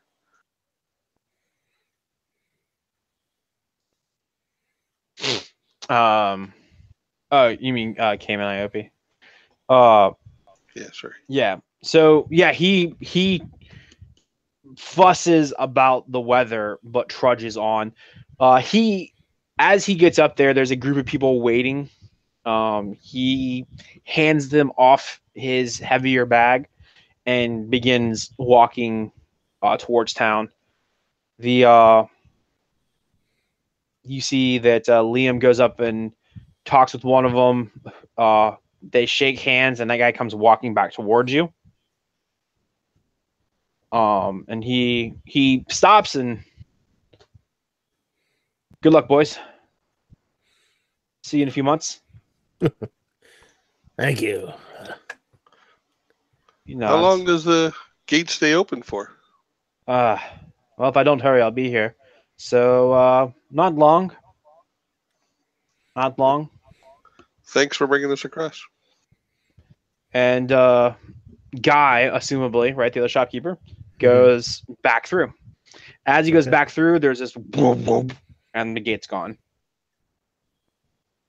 If you look back that direction now, it is just expansive grassland. You can see these herds of animals moving across the grassland in the distance. What time of day is it? So afternoon, 2, 3. Okay. All right. Yeah. So I guess we'll head to it. We'll head toward the settlement. Okay. Dragging this the sledge. Yeah. Which will hopefully be a little bit easier to pull in the wet, the soft wet grass than stone. So it's maybe even a slight downhill. Aside from the river, what's the terrain like? Is it like forest? So across the river is this massive forest. If you would imagine old world forest, but it's all trees that are akin to the redwoods. Mm-hmm. Got it. Everything here is bigger. So as you get closer to town, there is a woman in blue and black armor, marking her obviously as one of the mercenaries, standing there. She's at the gate, and she lets Cayman come right through. Liam goes right through. The guys carrying their stuff go right through. And as you get there, she nods to you and, all right, follow me. Out of the rain. No sense in doing this where we're going to get rained on. Yep. Yeah. Does it rain here often? Because we're walking. Often enough, but when it rains, it really rains. So she takes you inside. Close. Don't save. She takes you inside to the this portion of the barracks right here. Uh-huh. And this is more guardsy barracks, it looks like. There's obvious armaments on the walls and armor. There are 5 or 6 beds that have foot chests at them that are open with nothing in them. And she kind of gestures to those. For now, that's where you can stay. Just to get an idea of scale, how wide are the gates? So your opening here is 15 feet. Okay. So this is a tiny place. Yeah, still not everything's to scale. But you think the run of the buildings here, lengthwise, about 300 feet. Okay. And this way you're about 150 if you were to go building to building this way. Okay. All right. And they stand out like a sore thumb in this area because they are that sort of reddish rock from home rather than this, obviously green and fertile place here. So after you've had a chance to drop your stuff, she is sitting at a table. There are chairs enough for all of you.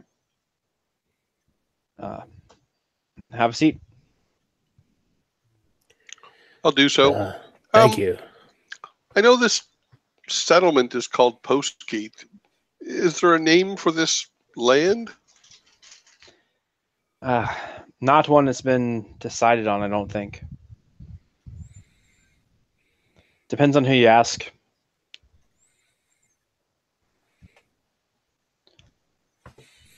I wish I had a better answer for you. Maybe you could talk to... I think we should call it This Land. This land is our land? I was thinking Van Gant land. You could chat with Met Fox Hollow. If anyone knows or is able to tell you, it'll be him or Stigil Valray. Both of them, of course, are arcanists, if you couldn't guess.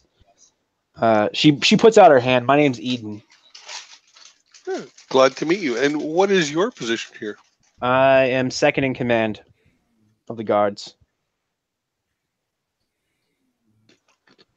How many here who aren't guards?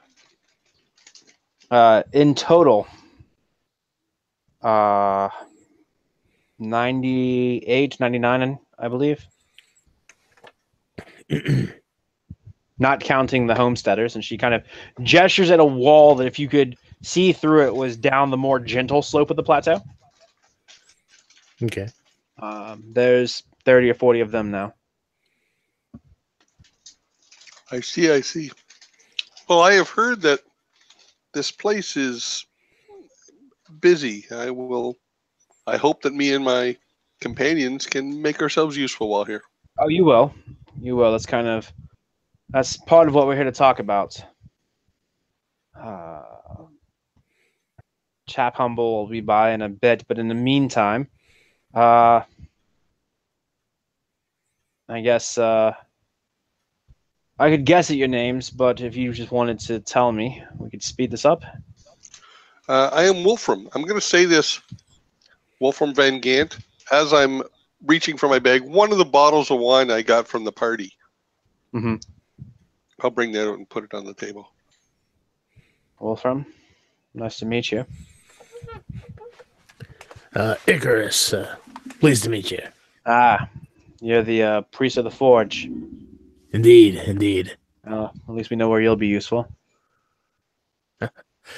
Yes, I'm a fantastic cook. She smiles. Good to know.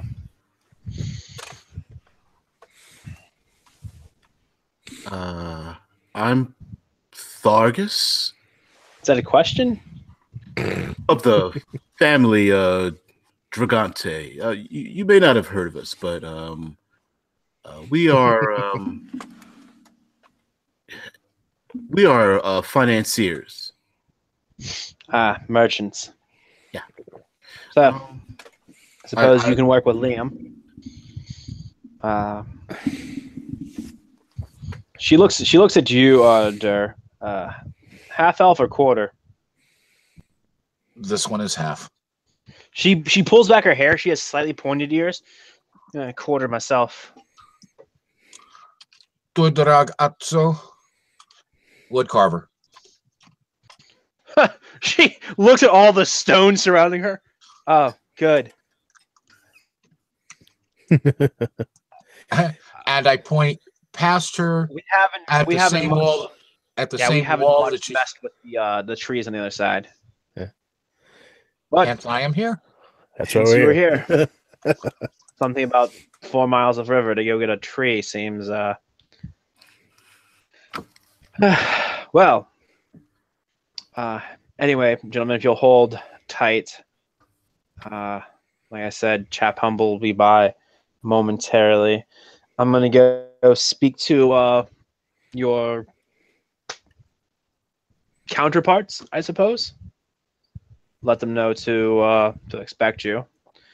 We'll give you a rundown on the procedures and rules. We do have some here. Not to prevent you from doing anything, just to keep everyone safe. Fair enough. Steve, just the 5 of us are here.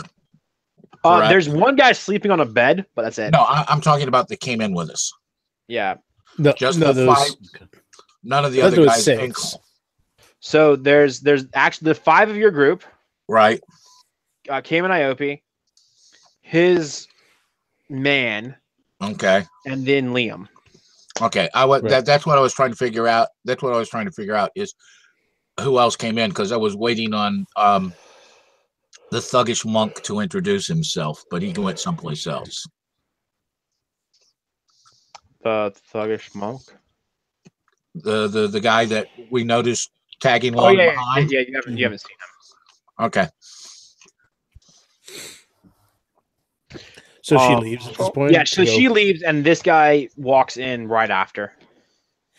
Before he comes in, after she leaves, I kind of lean over to Dur, and I say, she seems to lack a kind of vision for what the future can hold. Wouldn't you say?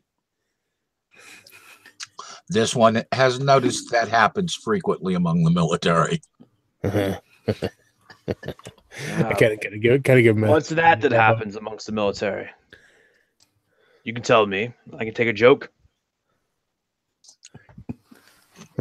Holy crap! This one feels the military focuses so much on the now, they forget the later.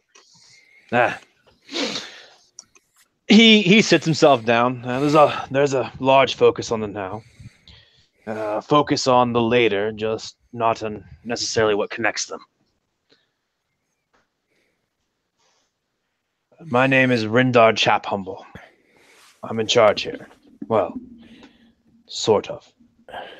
You know how the Arcanists are. It's good to have you. Welcome. This is Postgate. I'm sure Eden already spoke to you. She'll be working out your assignments. That's not to say that you don't have your freedom here. You do. Each of you sponsored in your own way. But resources are limited on this side. So everyone has a job and everyone does it.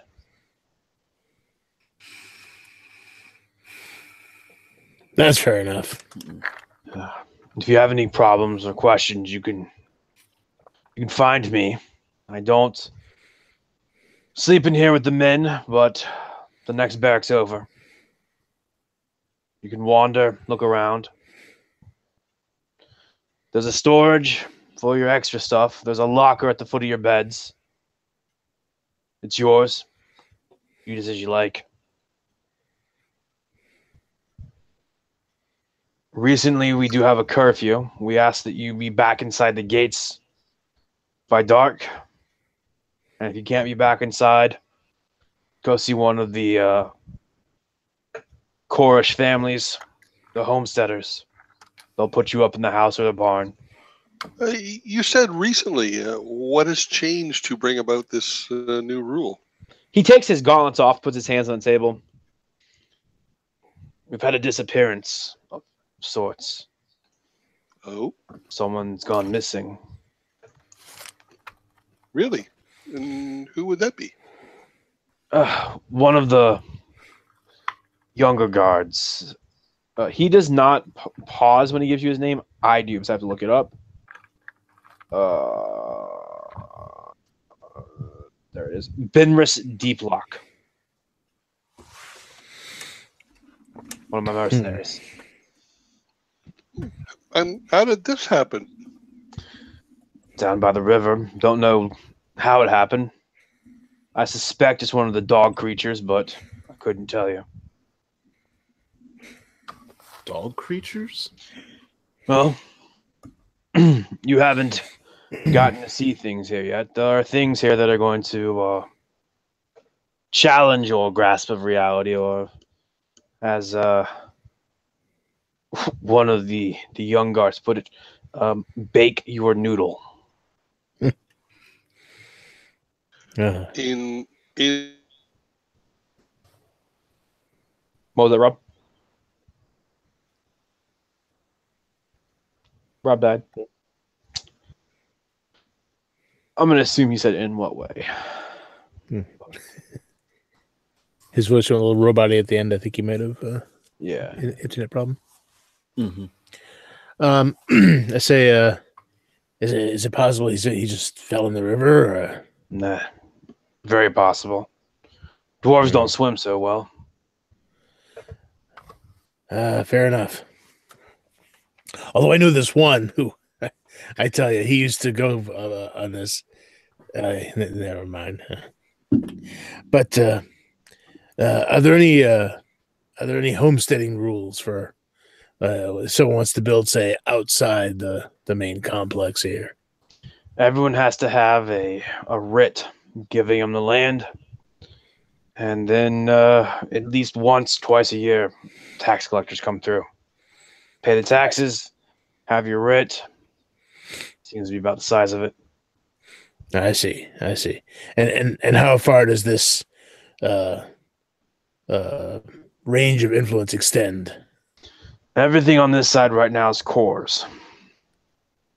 That This is the seems to side be of the changing. river. The side of the river, or this entire world. He kind of shrugs, like he's not making that call. Yeah. All right. Fair enough, I suppose. I'm just trying to get a feel for the weather, if you know what I'm saying. Yeah. The weather's changing, not the rain, but the political weather. Yeah. Mm-hmm. Everyone's trying to grab what they can, make their mark, lay some stake and claim. Well, Join them if you like. I'd do it too if I wasn't so old. But for now, you travel outside the gate, I'd ask you that you do it in a group, especially if you're heading near the river. The dogs, when they come around, for the most part, are frightened off by fire, loud noises. Try not to get trampled by one of the herds, and don't let the sky whales disturb you too much. I had heard something of them, so I feel at least slightly prepared. I'm sure nothing will prepare me for the reality of it once I see them, but I'm just still trying to figure out where they crap. that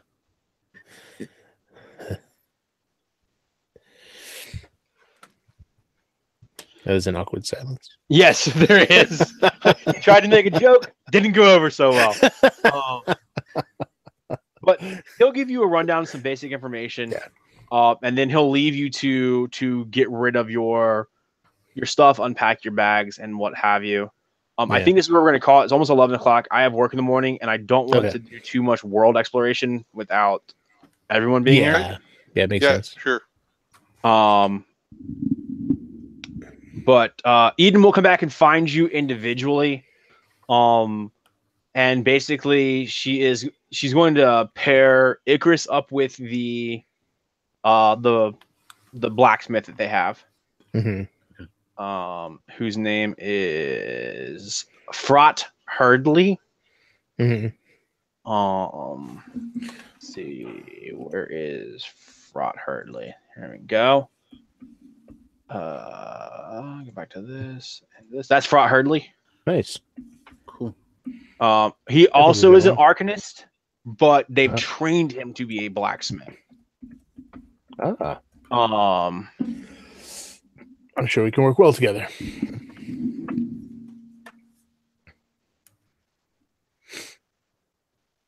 She then so you've already met Liam. So that's who she pairs you up with, DBJ. Okay. As far as being a woodcutter, there isn't, or a woodworker, there isn't a lot to do at the moment. So instead, she puts you with the stable team, who are also responsible for hunting. But the guy who's in charge of that is this gentleman. And he seems like he's more in charge of the stable aspect of it than he is necessarily the hunting aspect of it.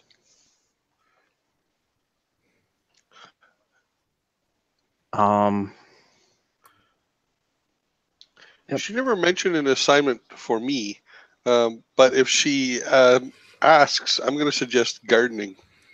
Gardening. So that's fine. They actually have a garden, and it falls under the same the stable group. Like, they take care of the animals and the land. Mm-hmm. There are 10 horses here for 114 people. The homesteaders have more. The homesteaders have managed to finagle some horses and pigs through. They haven't brought cows through, but they've brought pigs and chickens. We need to tame some of those big goat things. Yeah, and in your evening hours, you do get to see these things come running by, Mm-hmm. and Somebody bring a jackass through and we can get mules. That's what they look like. Oh, I nice. wanted to bring a burro through. Yeah. So, that thing is 12 foot tall at the top of his red stripe at its shoulder. That could be tricky to ride, but that slant on its back, but maybe. And they travel like in the hundreds in their herds. Hmm. But yeah, so we'll stop there. Okay. And we'll pick up not next Tuesday, but the Tuesday after, I believe. Yes. Hold on a second. Let me make sure I'm not lying to you guys. Tuesday the 3rd. Yes, I'll be able to do that. I have to open because I'm off like the next like week after that for my birthday. Well, because I had to burn vacation time. Anyway, for everyone who watches, thanks for watching. Leave comments. Share the video if you want. That's fine. And we'll see you guys next time.